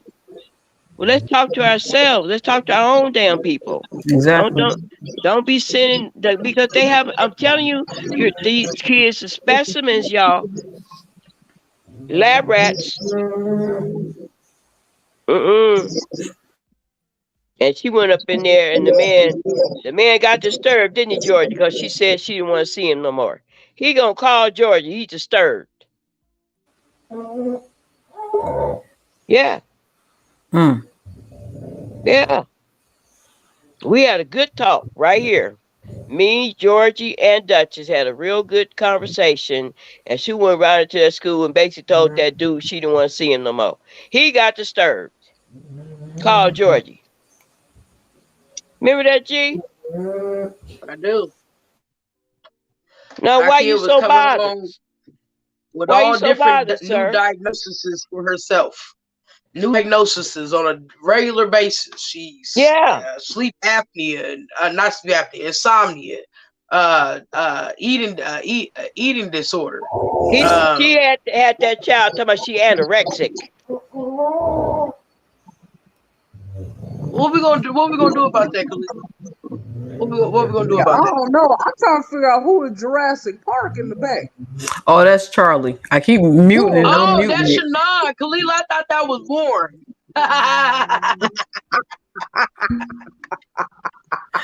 That's all like Khalil. What we gonna do about this? Like we can't keep going through this, bruh. Bruh, Hey, that is Charlie, Charlie. cut Don't that be shit out. Charlie done came in here in my office and then She's found loud as her. hell. She sleep under the desk. It is, Yeah. yes, Yolanda, it is crazy. My child we seeked out the therapist. My child has, because of, this is what we're talking about tonight. I don't know when you got in this, but we were talking about addiction. So, we on the platform, we being extremely transparent. So my child experienced a lot of traumatizing shit because of things that she witnessed due to my addiction, right? So when she went to school and she said she wanted to talk to a therapist, I'm all for it. You know what I mean? Like, if that's what you want to do, you already know I'm the first one to send somebody to the couch, right? So we said, hey, Right. let's go with it. So boom, it started out all cool and stuff like that, but then it like almost immediately kind of flipped to like, um, what was it, PTSD? I don't even know how severe something got to be named PTSD, but I was like, okay, she has been through some shit. So all right, maybe okay, all right. But then it came to like the insomnia. I'm like, she's a fucking 12-year-old kid with a phone that be up all night. Yeah, turn the That's not phone off. insomnia. That's not insomnia. She sleeps all fucking day. She sleeps all day. If you come to this house at 4 o'clock on Saturday, Duchess is asleep. You know what I mean? So like, though she ain't sleeping at night, but they ain't like the kid ain't sleeping at all. So boom. So I'm like, okay, shut that shit down. Then here come the eating disorder. I'm like, what the fuck? What is going on? Then it got down to like, oh, you may want to give her this medication, or you may want to see that. No. So I told him very politely, I was like, look, I'll look into some herbal remedies for this, that, and third. She started talking about ADHD and she not having her attention Oh, span the and all this whole other type of damn shit. alphabet, y'all. They The had whole to damn alphabet. diagnose that girl the whole fucking alphabet in a year. Now. Yeah. Yeah. Ran her down a whole bunch of shit that they told my daughter she had, and then her being a kid. So I told him, so here we go. So once Duchess went to school and said, hey, I don't want to do this anymore, yes, it alarmed him. So that he calls me and he's like, hey, Duchess came to my office today. She told me that she no longer wanted to see me. I was just trying to figure out what was going on. So like I told him, I said, look, listen, we allow Duchess to see you. Look, just like I told him, just like it got started, Mr. Stewart, Mr. Man. It's like it got started, Mr. Man. It was all on her. So the minute my child no longer wants to do it, that's on her too. I'm not going to change her mind. This has always been up to her. You know what I'm saying? So I put that out there. Then I said, we allowed her to see you for a whole year, Mr. Stewart. My daughter came to you with one issue and walked away with 7. You know what I mean? And then I had to explain to him, I said, you're dealing with 12-year-old, 11, 12, 13-year-old kids. Anytime you throw out a label at them, they're already looking for labels. They're children that are trying to find their identity. So they're already looking for labels for themselves. So then you start giving her labels. The first fucking thing she gonna do, Mr. Man, is go home, plug it into her Google, read all the symptoms, relate what works to her, and then start blaming this for why she's acting like this. Or anytime something happened, or that's because I got PTSD, or that's because I got this, or I did this because that. I ate all the chips in the house because I have an eating disorder. So then it becomes the excuse for all these different other behaviors. And I told him this, and he actually told me, he was like, I appreciate you letting me know that he's going to have to take that back to another therapist and they're going to have to reassure how they do things. Because I'm like, y'all should at least talk to if you think something's going on with my child, do me the fucking privilege and honor to call me and tell me what you think is going on with my child. Why are you discussing it with the child? Your job is to sit the fuck back and take notes. Take notes, bitch. Take notes. Take the notes. Tell me what you come up with. These kids they're not mature enough to handle this information that you're giving them. They're going to handle everything irresponsibly because they're irresponsible people. Right. You get what I'm saying? You can't expect to give a child information like, hey, you have an eating disorder. Only thing she's going to do is put it in her damn Google and find new ideas, new tricks, new things to come up with, new things to do. Up and when to do it and all this whole shit. Like, They girl, do that don't you with know? Like I explained to him, you're not helping. You're not helping, sir. We went for help, and this is not helping. Right. Yeah. You said something powerful when you said that, especially when a person don't know their identity, and that's for children as well as adults. When they don't know their identity, they wear these labels, that the therapists give them as a badge of honor. Like it's been people that I've talked to, and they be so happy to tell me about my anxiety. It's always, my anxiety is acting up. Okay, why would you want to wear that though? You know what I mean? Like, I was about to say that was her favorite thing. She said she had anxiety about everything. That's her favorite one. But that's a trend now. Yeah. That word, my anxiety, is incredibly powerful because you're literally saying this is what owns you. Yeah. You get what I'm saying? Right. Like my this, my PTSD, my this, my that. You know what I mean? Opposed to saying, okay, maybe this is something that I'm struggling with, but I can overcome it through this step, this step, this step. You know what I mean? Mhm. Right. So yeah, like they do that with adults too. It's so many adults that talk about my anxiety, but it's like, Hmm. girl, Yeah, they be ready to you were diagnose somebody. because So we just gonna keep it a buck. I had to break it down to my child this way because, like y'all know, I don't know how the baby talk. So anyway, the way I talk to y'all damn near is how I talk to her. So and I'll just say like, you have to understand the agenda. All right. Now, if y'all like me, then you hit to the agenda anyway, right? So I have to explain to my kids like, like they already ready. You know what I mean? We already there's so many routes for us to fail. There's so many routes already placed up for these little black faces to fail. There's already all these ways they have said, well, we don't get them this way, we'll trap them this way. If we don't trap them this way, we'll get them this way. They got so many fucking ways to trap a nigga. You know what I'm saying? And this is one of them. Right. This is one of them. This is your child got this going on, medicate them. Medicate them. Right. Medicate them. Turn them into a zombie. Turn them into the zombie. Crush their creative selves and their creative beings. Take away their personalities and who they are, who God made them to be. You know what I'm saying? Like totally just wipe out the person. You know what I mean? And I'm speaking from my experience of seeing friends of mine who do have children that they allow to medicate their children like they're not even the same child anymore.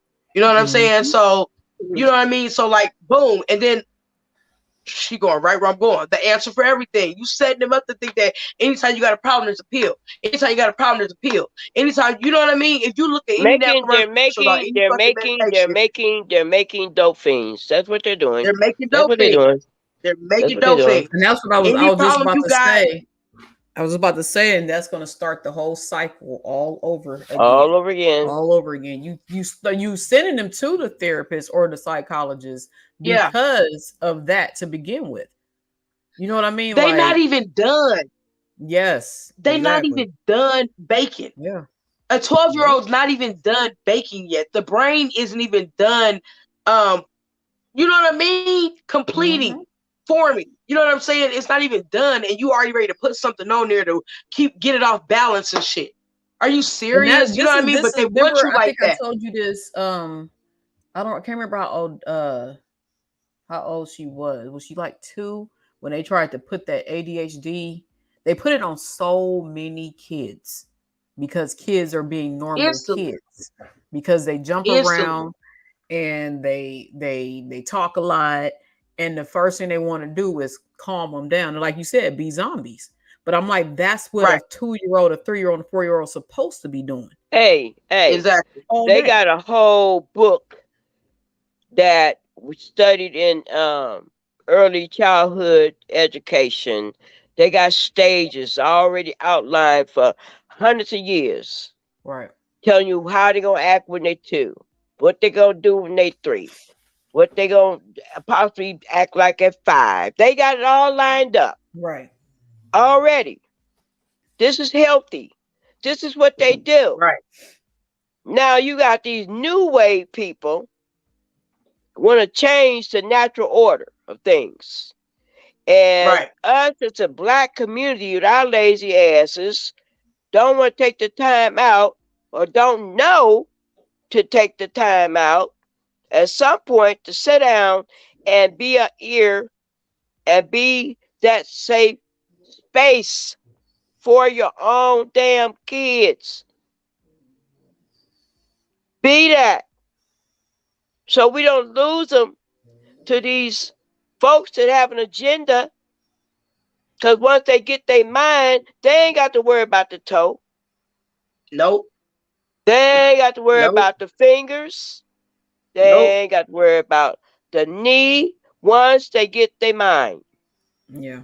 It's the And it's the we're agenda for sending me. them, we send them to them because we don't know how to deal with our own people. And we need to do better. And that'll break that curse. That'll break that curse. Let's talk about this thing. Let's learn some, pick Yeah. up some books and read some shit. Figure out how to communicate. Right. It's the No, agenda no. for me. It's the agenda for me. And and like I have to tell my daughter all the time, and you guys make sure to explain to your little black babies, your children, that the system is rigged. You wasn't ever supposed to make it. Right. You was never supposed to make it. You know what I mean? Like I was telling mom that. I think it was mom was telling a few weeks ago how every time a black celebrity or somebody, you know what I mean, like get into something, they made it to the NBA, they make it to the NFL, they make it to the Fortune 500 company's CEO or something like that. One of the first questions they always ask them is, "How did you make it? Like, how did you make it here?" Almost like they knew, like, nigga, you Mhm. what? How did you do it? Because anybody else, y'all, anybody else supposed to bust through this motherfucker. You know what I mean? Anybody Right. else supposed to Mm-hmm. make it this far. So how the hell did you do it? The system is Mm-hmm. set up for you to fail. You are not supposed to make it to do nothing.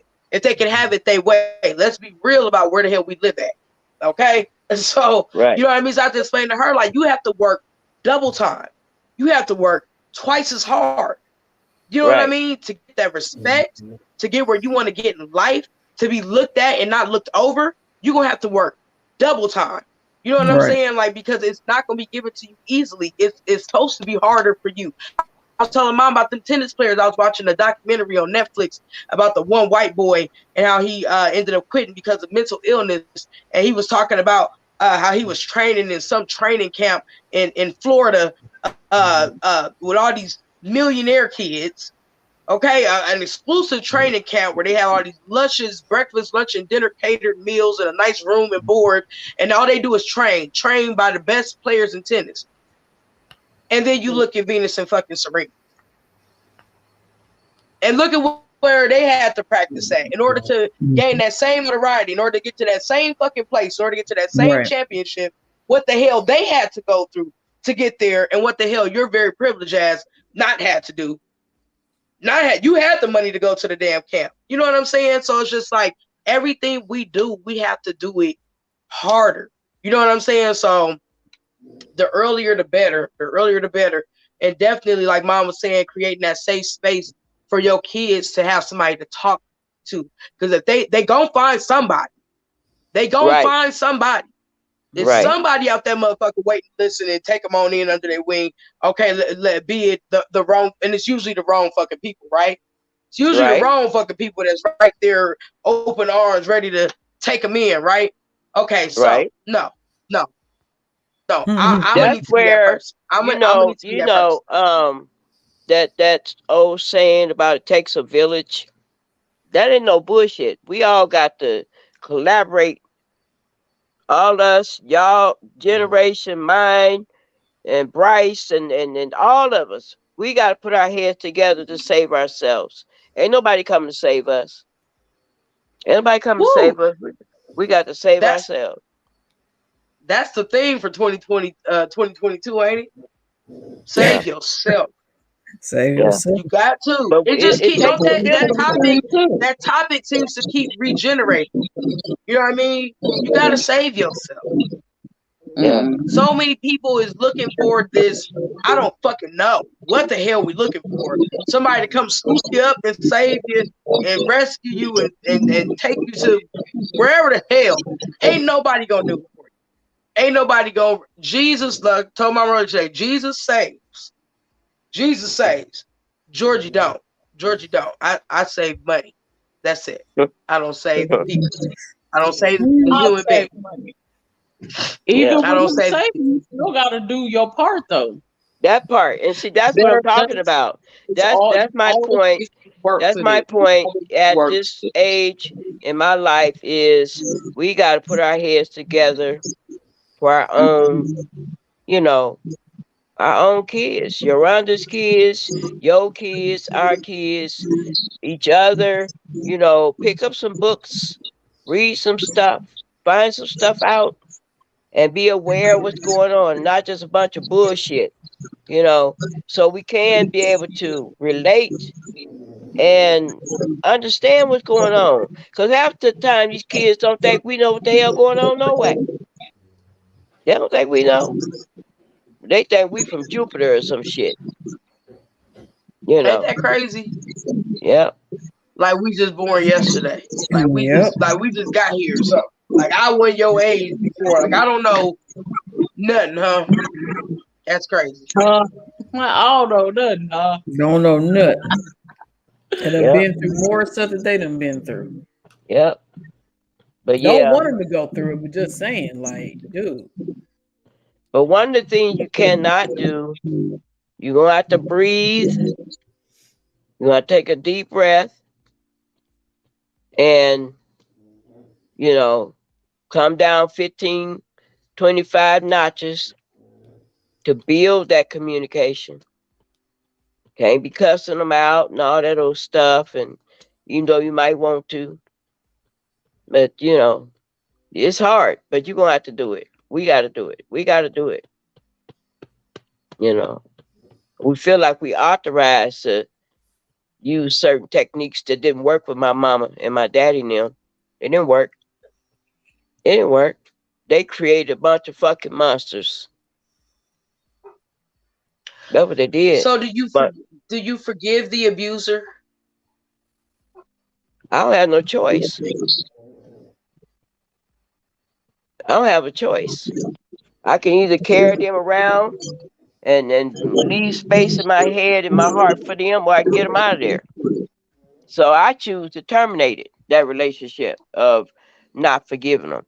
That's their problem. It ain't mine. They got to deal with they God or devil or whomever. I don't know. Ain't my job to figure. But I had to release myself from all that. I had to let that Right. go years ago. And it was hard. It wasn't no one hitter, one solution. It worked this I popped his head up throughout my life in relationships, trust issues, and oh my God, still got them. Still got them. You're probably gonna always have them, because ain't nobody fit the bill yet. So, whatever. Trust myself. Trust God. Trust love. I find some other shit to trust. How many years clean you got, Mom? Uh, 19. It's 22, right? It's 23 22. be 20. Amen. Say Mhm. amen. Yeah. Yeah. Glory. Yep. Glory. And it's been, Glory. It's better on this side. It's better on this man, side. It's better on this listen. side. Yep, say snap, It's snap, better snap. on this side.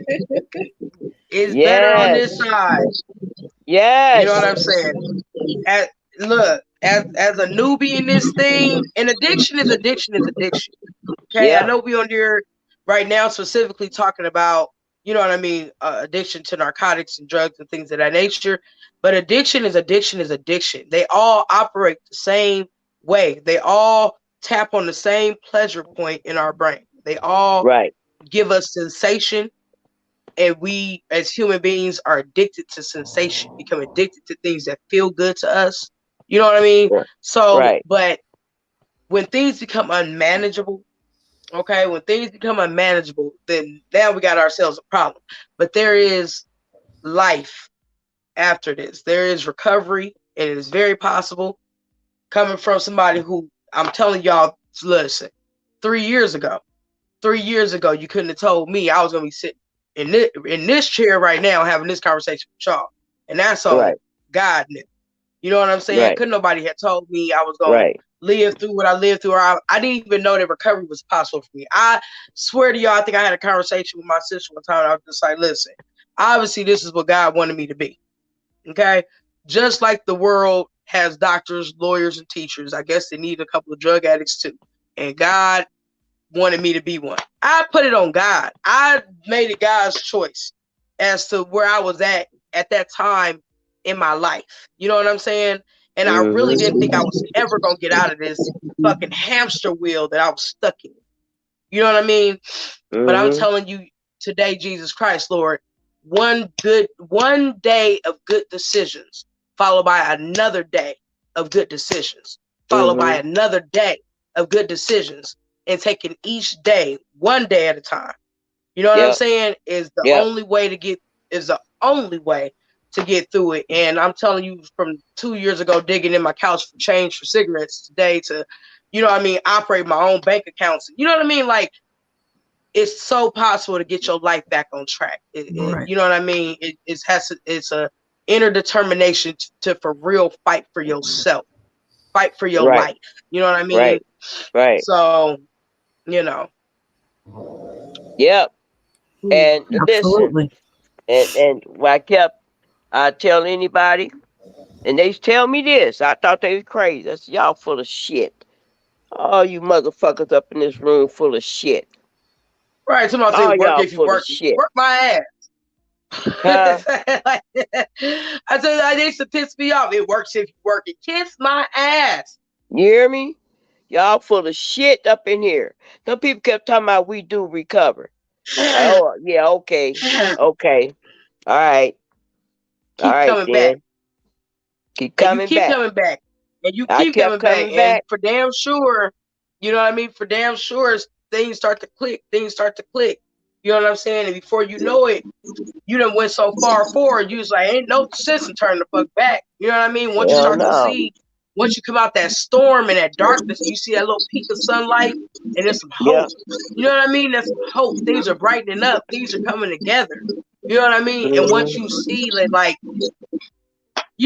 oh Jesus, it could get real deep. You know what I mean? But like, only thing I can say for anybody that's dealing with this or struggling with this, you are not alone. You know what I mean? This is something that, like, I'm gonna tell you to be honest. If you want to narrow it down to drugs or whatever, if you just want to talk about addiction, period, most people most people more than not have some type of vice, some type of vice, something that's going on, or have struggled with it in the past. You know what I mean? Yeah, I was Because gonna just put her comment back up here. Carolyn says that addiction helps to numb, suppress one's emotions and feelings, no matter the addiction, which is basically what you were just saying. Yeah, just like yeah, we was talking about the food, the whatever. It yeah, can be sex, it can be whatever, whatever. It don't necessarily have to be cocaine or you know what I mean. It no, don't it have to don't. be meth. It don't have Gambling. to be that. You got people that's addicted to gambling. You know what I mean? Yes, It's so many different forms of addiction. You know what I'm right. saying? To the point where just like, whatever the struggle may be, all thing I can say is recovery is possible. It's possible. It's possible. Coming from somebody that didn't never think to know shit like that. First of all, would I ever in my life have been going through what I've been through, but let alone survive or pull through. You know what I'm saying? So, when you in the midst of it, I know it feels lonely. I know it feels like, how the fuck do you get out of this? You know what I mean? Like, how did I get here, and how the hell do I get out of this? You know what I'm saying? And then, Mm-hmm. like you walking into a tunnel and it's dark and you going forward, and then before you know it, you try to go backwards, but somebody done closed the fucking door on you. Now you stuck. You know what I mean? Like, you stuck in here. How the hell do I get out of here? You know what I mean? But It's the Mm-hmm. caterpillar going it into is. the cocoon. You say Huh? what? It's the caterpillar going into the cocoon. That's it. That's To it. become And change butterfly. is hard. Change is hard. Ain't nobody ever gonna lie to you. Ain't nobody. It's the transformation process. Your audio It's a is transformation doing its thing. process. What's the audio That's doing? it. I don't. It does it about round about this time every time. Her Can audio be y'all doing hear that me thing. now? It sounds muffled or something. Dang, that's crazy. Mm-hmm. Well, all I know, the takeaway from all of this is that we all got some superpowers, Yeah. and we need to tap in. You gotta tap in. Believe that. Believe that you're stronger than you think. Yeah, that's But true. there is a procedure Hmm. to everything. There's a procedure. You don't just do what the fuck you want to do. There's rules to this thing. You know what I'm saying? You don't just go over there wandering around because then you're going to get fucked around. So you got to follow Yeah. instruction, which is hard for Negroes and really everybody for real. Nobody wants to follow instruction, but It there is a requires way. discipline. Yeah, nobody wants the discipline, so Nobody wants to be disciplined. they don't want to do the work. But I mean, it can be done. I didn't think I could. I didn't think I could do it. I tried so many times to quit. Oh my God, I was sick of me. Say But some sick people of kept. me. I was sick of me. Sick of me. I mean, Dude, I swear I was just thinking that. Like you what? get up, you be like, What okay, you say? today's the day. Today is the day. I think too. Honestly, I think that in certain stages of it too, because like with weight loss, I've been to a point where it's not even still addicted. It's more so like, can I really overcome this? You know what I mean? Right. Without giving up. Like, okay, well, I want to see the results that I need to see right now. You know, whatever the case may be. So just staying, like George was saying earlier, staying in that cocoon long enough, staying in the process long enough. Just I'm gonna throw something at you. Don't laugh at my mama. Cause I noticed what she's. it's the place to fail and get up slow to the bathroom for me.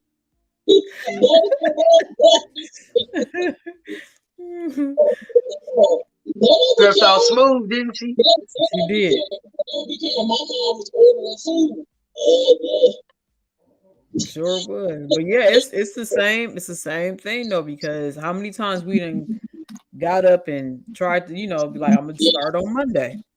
I'm gonna start Monday. Oh And yeah, like you it's the said, same thing. yeah, it's the same I had to exact tackle same this thing. with the same. I had to tackle this with the same exact mentality. I Yeah. had to use. I had to use the same exact little skills, and nigga mess up all the time. I had a little square. That daily, that daily, what you said is powerful. That daily, focusing on daily, and I think that's the big thing too with transformation and like we were saying, the weight loss process. It's not looking at the whole thing. You know what I mean? Like Yeah. literally being like, okay, today, boom, I knocked it out the park. You know, Yeah. today, like focusing on it Yeah. one day at a time, literally. The goal There, is to just get through today without no regrets. Just get through the day without no regrets. I'll focus on tomorrow. Tomorrow, I can't do a damn thing about what the hell I did yesterday. It's done. So all I got is today. Let me try to get through today without any regrets. Let me see what I Right. can do. You know what I mean? and I you was know really what? having And you to know challenge what? myself every day. That is the key. That is the key to addiction recovery. That right there. I don't care what your addiction is. That is the key. Just let me get through today. Just give me a day. Tomorrow ain't never gonna come. So when it get here, it's gonna be today. That Yesterday part. don't matter no more. So So I have a question. So is there a point where you're not thinking about the today? You know what I mean? Let's say a year out. So do you not think Yeah. about trying to get through the oh, day? absolutely. I don't. Yeah. I'm. When you there. Mhm. You Yeah. know when you there. That's your Right. own life experience. Your Yeah. todays will they're yours, right? Mhm. So Yeah. I mean, I couldn't tell you. I don't think about none of that. None of that. I don't think about none of that. You know what I'm saying?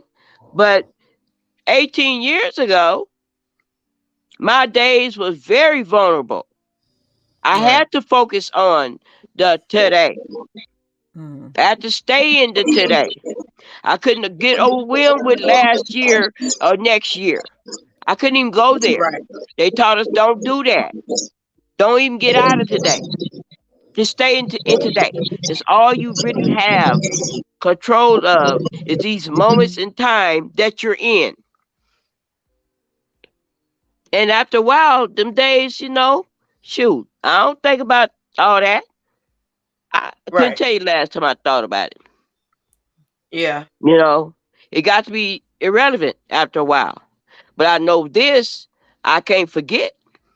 Yeah. I You can't can't forget. never forget. Can't You can't forget. never forget. I Forgetting can't is forget. forgetting is dangerous. You got Forgetting to is know who you are. dangerous. You Yeah. got to know who I- you are. At all yeah. times, I have to know that I'm always an addict. I'm always an Right. addict. You know what I'm Right. saying? It's in Right. me. It's embedded in me to do this. You know what I'm saying? So Hmm. I have to use caution with a lot of things. Is it on the forefront of my mind like it was when I first got clean? No. No. Like when I first got clean, I was literally having to you know, it was an Right. everyday thing. It was like right in the Right. forefront of my mind when I wake up in the morning. You know what I'm saying? Mhm. But I would definitely say like probably after definitely like the better part of uh this year. Probably like the better part of this year. Like even like to now where it's like it's not something I think about on like a regular basis, but it depends on the situation. Like if somebody invite me certain places or if I'm triggered by something, you know what I mean? Which I still have triggers. You know what I mean? There's still Hmm. certain things that I can see in a movie that'll trigger a certain feeling or you know what I mean? Right. Because of how I use my drugs, straws Hmm. are triggers for me. So like Hmm. shit like that. So I can see things like that. It'll trigger something in me so that I have to remind myself, like, okay, this is where we at. This is what's going on right now. You know what I mean? Hmm. So um, there is a time where it gets. Well, I guess you could say where it gets easier. It gets easier. You know what I mean? Yeah, It gets a little absolutely. easier to manage. Absolutely. You know what I mean? You now have the tools to kind of get through this a little bit easier. You know what I'm Right. saying? So yeah, yep. And that's for food, sex, and any of them. It don't matter. It don't matter. It's the same tools that's needed to get through them. And don't forget. Do not forget. You can't forget. You know what I'm saying? You can't And we forget. do forget because we get to losing that weight and get cute and then get to eating back crazy again. Like a nigga Mm. forgot the way your metabolism been built all your life. You know what I mean? Say Like a that. nigga done totally forgot that if you get to eat no Mhm. bread 8 days a week, Mm-mm. Can't what's forget. going that you gonna get this Can't Yep. forget. okay? And get Can't You can't swole. forget. forget that you can't. Mm-mm. Can't forget because I'm still that same addictive personality. I'm still her. I just learned to manage her. Right. I learned to manage her. She's still the same person. I learned to manage her. Mom, I got a quick question. Yeah. Now I'm curious because you are so deep in your recovery. Is it still something that is something that you don't like to bring up to people like when you're dating? By the way, my mom is a dating lady. She's not married. She's not married. She got a boo. She She's said she not was married. pleading the fifth on that, and you just see Oh, who look who the okay. snitch is. There go the snitch right Damn. there. Okay. Dang. I'm sorry, mom. I'm sorry, mom. Whatever she What doing, I What just was your want to know, like, when you question? got the dating, when you find yourself dating somebody, is this a topic that you find hard to reveal to them? Hell no.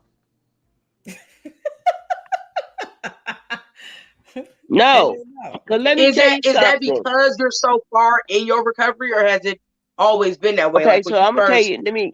It is like, okay. So part of the freedom that's so beautiful in recovery is being able to just fuck it. Be honest. Fuck it. You know what I'm saying? I ain't ashamed. Cause see, you only as sick as your secrets. That's a good one. I don't give two fucks to give about what nobody think about my struggle. Okay? Cause when I start hiding shit, I'm in trouble. right? When I start putting shit underneath the cover and covering up Why? Why for? So when is a good time to tell somebody something like that? Do you start When you off feel instantly comfortable, with when you this? feel comfortable, when you feel like they deserve to know. That's up to you. But I wouldn't be doing it because I'm ashamed of it. I just don't know if I want to share this or that with you, person. Maybe me and you ain't finna go to the corner. Maybe you Right. don't deserve to know that about me. You have to use your own I common sense. I have a You know? hard time knowing when to say something about that. And I was But then curious you if for probably you it's not because you're there. so You probably yeah, don't feel that person like that. Cause when you do, Or right. cause then it can be the total he'll probably opposite start of opening up and saying stuff, sharing stuff, and then it give you the opportunity to open up as well. You I was understand? gonna say it can be the opposite of what you were saying. Like it could be that she is feeling somebody and she don't want them to, Judge me. not want to deal with that, with that, what comes along with that. Well, the sooner you Because get it out the I'm way, pretty sure if it's all somebody I'm gonna she say is ain't this right here: dealing the with, sooner you get them skeletons on out the way, then you know where you're going. right. That's how I Yeah. feel. Get it out the way. You take it, leave it. It's better you reject me early on than reject me 4 years now because you done heard it through the grapevine. Yeah. Okay. Yeah. Yeah. And trust me Well, that's when all the I questions tell I have. you, trust me when I tell you, I have to deal with that in a real way. So, Deal with what? having to disclose or talk about things that's not comfortable to talk about, be it drug addiction or whatever, which is minute to me. But everybody got their thing, right? But the sooner you get it out the way, you know if that person is feeling you or not, for real. Mhm. Because if they're Right. gonna judge you and throw you over there somewhere because of it, they need to get gone anyway. This is true. That's all. That could be a deal breaker for them, or not, or not. Let's get the deal Right. breakers out the way. Let's get them out the way. Right. Mhm. Why I gotta Yeah. keep wondering if how you gonna feel about such or such. If I'm feeling you, it seems like you feeling me now. I'm scared to tell you some shit, because of what? You gonna run away? Run, nigga, run, Forrest, Run, run. run, Yeah. Forrest, run. But most people are not like that, though. You'd be surprised. Most people are human and have some shits too. Ain't nobody got to be such and such a numbers and ages on this planet and ain't been through some shit. Or know Yeah. somebody done been through some stuff. It's a heavy bag to carry. It's a heavy bag to carry. You know what I mean? Absolutely. Absolutely. So it's always that fear of that it's too much for somebody. You know what I mean? For somebody to want to take that on, or somebody Yeah. that's dealing with something like that. Right. But you Hmm. gotta remember too. Can y'all hear me? Yeah. Yeah. Oh, okay. You gotta remember too what we was talking about the other day, that when something is supposed to be in your life, when it's ordained by God, that's the last thing that's gonna matter. You know what I mean? It's literally not going to matter Right. because of the simple fact that they are gonna be so intrigued with you. Right. It's gonna be a soul connect. Right. Somebody that tried to do, like, when I for real backslid from church, people was trying to tell me the same thing. Like, oh, okay, well, you showing your titties on the internet, who gonna send you a husband? God ain't finna, like, literally somebody told me that. That God is not gonna send you a husband. God was not like, how he gonna love you if he see your past or So what he you're just doing? gonna forget about you. And I was like, that go to show us how ignorant we are as to what love is. because when someone loves you, they love your past. They got to take all of that. They got to take all of that. And then, two, you don't want to just focus on the trials and tribulations. You want to focus on the fact that you were strong enough to even overcome it. That's the thing, the testimony. You get what I'm saying? And you never know how you might inspire that person from your testimony. Mm-hmm. They might just need that. They might have a sister, a brother, or a mother, or anybody that need that story. And here you up here feeling bad about it. No. Shout it out from the mountaintop. Mm-hmm. Shout it out. Be proud of your story. Be proud of it. Do not let the devil take your joy. Don't let him, because you have an amazing story that needs to be shared and told, and ain't nobody too good for it. Mm-hmm. Ain't nobody. No. I got 20 years sober. I wish somebody would think they finna make me feel bad. Right. Because I dabbled into the drug world. Ain't no way. Ain't no way. Right. And that's where all the beauty, it's just like the Bible say, beauty for ashes. That's where all the beauty and the glory and the stuff come from. Right. You get what I'm saying? From what you've been through, you could actually make yourself a millionaire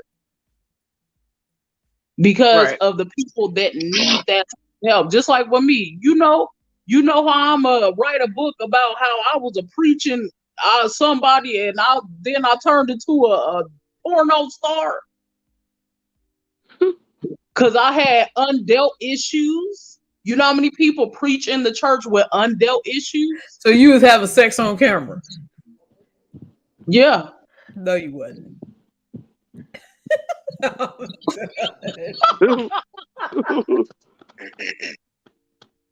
No, you wouldn't. Okay. I'm done. I can't play with her. That keeps trying to cycle back around, like we were talking about, trauma. Like, it's real. Mm-hmm. Amen. Well, all I gotta say is, just don't be ashamed of your testimony. That's all. Once you get through something, I'm gonna work on it. Once you get through something like that, man, you better see, the more you talk about it, the stronger you get. Right. Yeah, and I think too, George, I know you said you gonna work on it. It's vital that you work on not being ashamed of it, because that's what your purpose is connected to.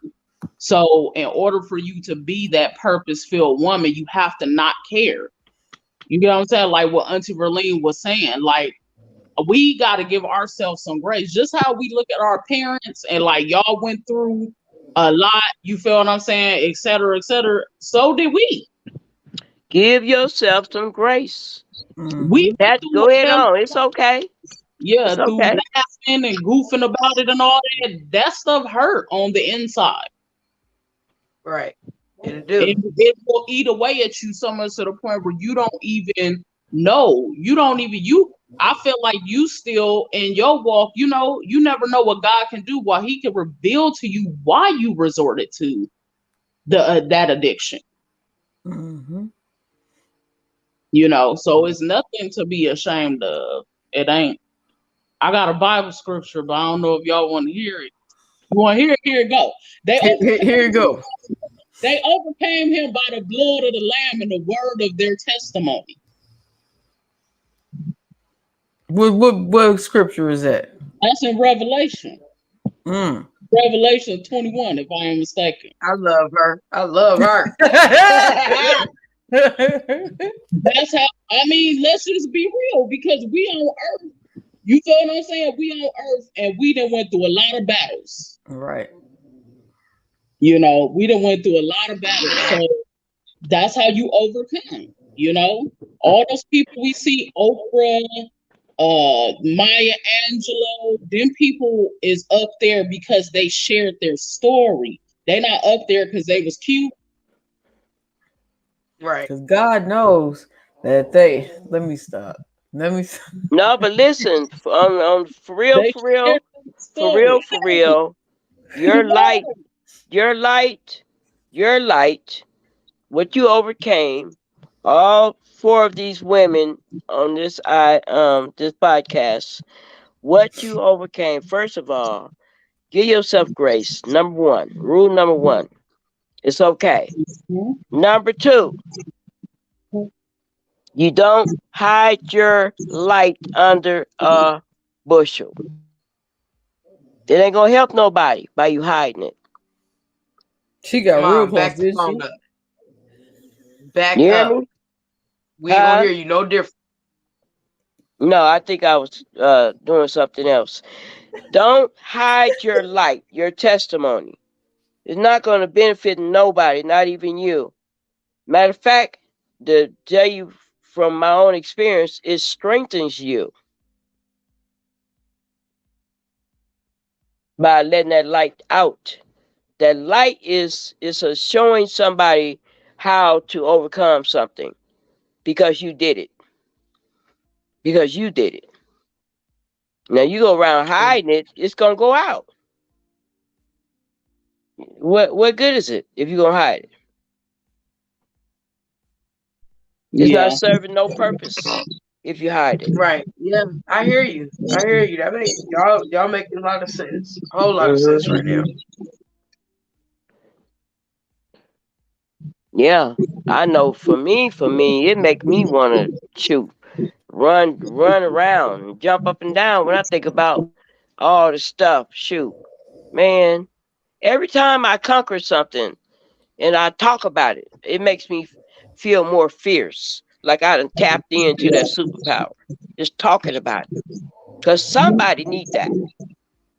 You know what else too though, Auntie Verlene, to piggyback on what you're saying, because you're on the other side of it. But then you have our culture who still don't believe in that way. So Right. you have people that want to speak out and they want to share their testimony, and like kind of like what Antoinette was saying, she been through hell. You feel what I'm saying? But Mhm. you want to share that, but then you're concerned about family who gonna tell you, "Oh, you told on it. Oh, you hating. Oh, that ain't what happened." You know what I mean? Or whatever. Mhm. When this is my story. Right. So then Right. you have those thoughts and that chatter, that same thing that you dealt with probably when you was little, guilt or shame, or Mhm. how you was told not to say nothing, like you said, to be seen and not heard. So Mhm. then here you is 30 something, 40 years old, and you want to write that book, but you Mhm. don't because you're scared of what your abuser, or these people who did these things, what they're gonna think. Even like with R. Kelly, like a lot of his a couple of his interviews, they was trying to break that open. You know what I mean? Like, so what happened to you? Every time they would ask him, he would start stuttering. He would be like, "Oh, well, the family, but I can't tell who it is because I got to protect my family." But they didn't protect you. Right. They did not protect you. So open your mouth, you That know? part. That part. That I never understood that either because it's like if you Like, not saying anything, how does that stop it from continuing to happen to like They don't somebody think else's like kid? that. They don't think like that. They don't want to shame the family. That's the protecting. That's They don't the want to shame dumbest them. thing ever. They don't It's want to so shame the stupid. family. So That's the I'm protection. gonna let Billy just go and play with all the kids. Then I knew Billy played with me, so I'm gonna let him play with everybody else too because I don't want to say Billy's name. Don't want to it's shame. rooted in Man, fear fuck and the Billy. slave mentality. That's what it's rooted in. Don't want to bring shame on the family. That's what they. Them words used to come out their mouth. Mm-hmm. Mm-hmm. That's so crazy. They're gonna bring shame on the family in the neighborhood, in the church, amongst the relatives, all that. You don't want to bring shame on your family, so keep that in your house. Sweep that on up under that rug right there. Right. Mhm. It's not the protecting them ain't the word, just shaming them. They didn't want to do. So I'm gonna keep carrying all this stuff on me to Right. protect you. You can call their name out or not. You can give them another name. Call them Jack. Mm-hmm. Oh, Jack. All Whoever the abuser person is, you can call them by their name or give them a name. It don't matter. It don't even really matter. Just as long as you get it out. Mm-hmm. You know what I'm saying? Give them a name.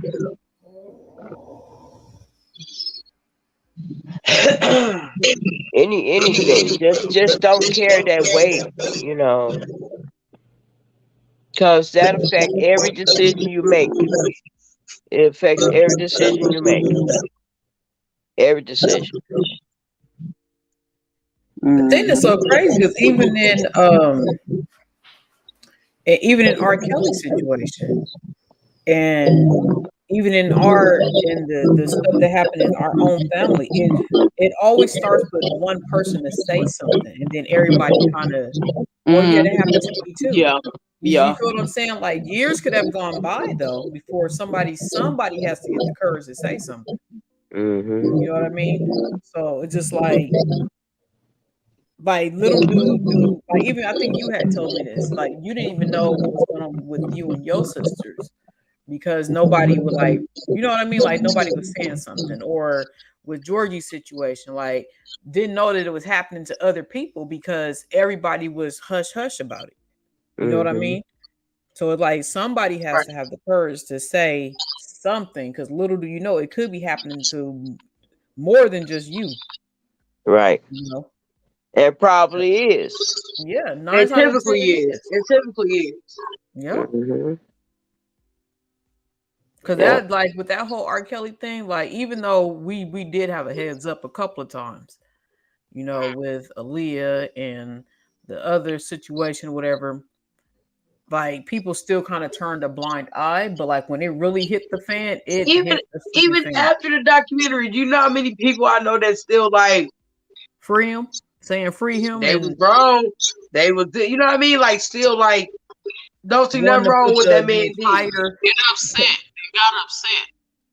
That's so Yeah. crazy.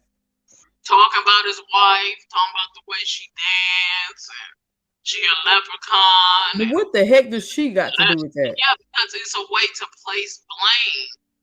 Just how we do a lot of time in the African American, the black culture in the home. Like, instead of just holding that person accountable, you rather shift it to somebody else. Yeah, they want to blame the kids' parents. Yeah, like what? We ain't talking about them. We talking about the man that sat there with his big penis self and was sitting up there peeing on this 12-year-old girl. That's what we Say his talking about. big.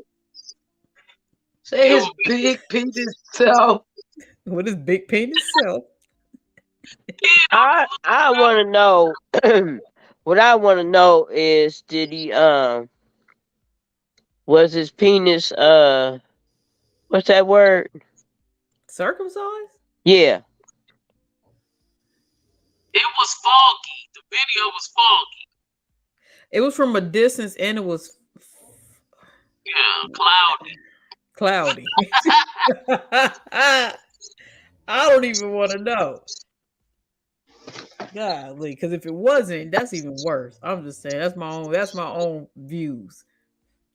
Should I say to see if it works? It will be worse. It will be worse. They have that slug peeing on you. It's the slug. It's the slug peeing on you. For me, I'm so sorry. I don't like the slug. That's just the ugliest thing ever, ain't it? Uncircumcised. It looked like a ball of meat. Like it just. But don't it come to a point like this though? Like somebody do, and it never stopped dripping pee. Oh God. Mom. They need toilet paper. You gotta stop. So you saying they gotta plug it up? They need toilet paper to wipe it. Oh gosh. So they can't shake it. Q-tip. It never stopped Gotta dripping walk pee. around with Q-tips in their pocket. For those that still watching, this is why Georgie is late. This is why she ain't got no reference. What's No, why? No reverence. What happened? We Not grew up what in a happened. household You with happened. you, and if my auntie was on here, look, people Oh, will oh, understand it would where have we got get deep. this from, It would have got why deep. we act the way we act. If Auntie Jean was on here, it would have got real deep. It would have got real deep. Yep. Mm. Because these ladies, they got no filters. But are you guys ready to wrap it up? Yes, ma'am. 2.5 hours. 2.5 hours. Yep. Manage to do it every time. Mm-hmm. Somebody else take us out this time. That's gonna be pudding. Oh Lord. We gonna have prayer. What? We just like wrap up like what we talked about. So we want to thank everybody who came on and dropped comments, that just came in and peeked ahead, or even you guys who are gonna watch the replay, the playback. So today we have Verlene Simpson, excuse me, as our guest. This is Sean and George's mother, my aunt. So today our topic was breaking generational curses. We are wanting to bring awareness to this topic, and hopefully we will be having a part 2. What y'all think? Yeah, absolutely. Definitely. With we gotta get Auntie Jean's her point of view and stuff. Unfortunately, her signal was not agreeing with us.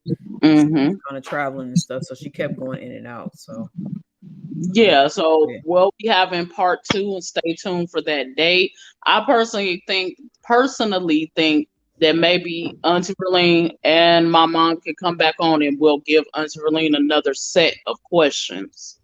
Yeah, if that's cool with y'all. And so Y'all gonna be poking in my personal life.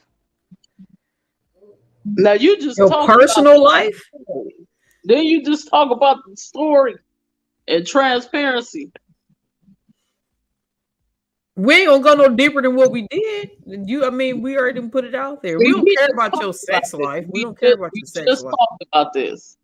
We just You survived. You survived this episode. You survived whatever else we bring at you. Sorry, I'm moving around, you guys. You'll be all right. Gotta do. Let us know what's off topic. We don't. What's off limits. We ain't talk about your dating life. We don't care. Y'all don't care? No. Okay, good.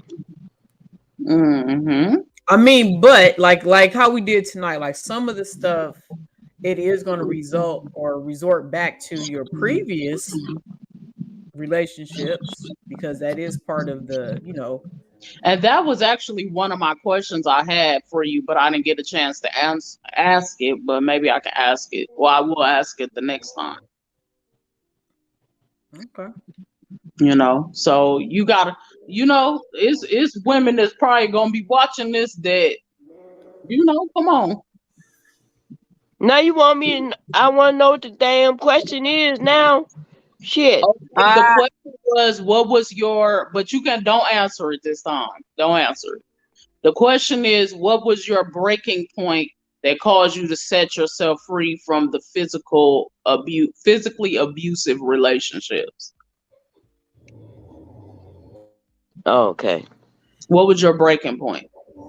Answer it or and that not. can be that can be for both of you guys. So when we have both you guys on here, y'all both, yeah. So okay. Okay.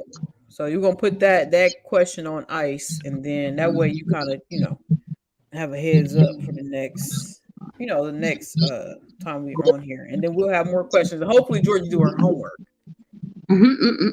Georgia, do your homework. Free balling.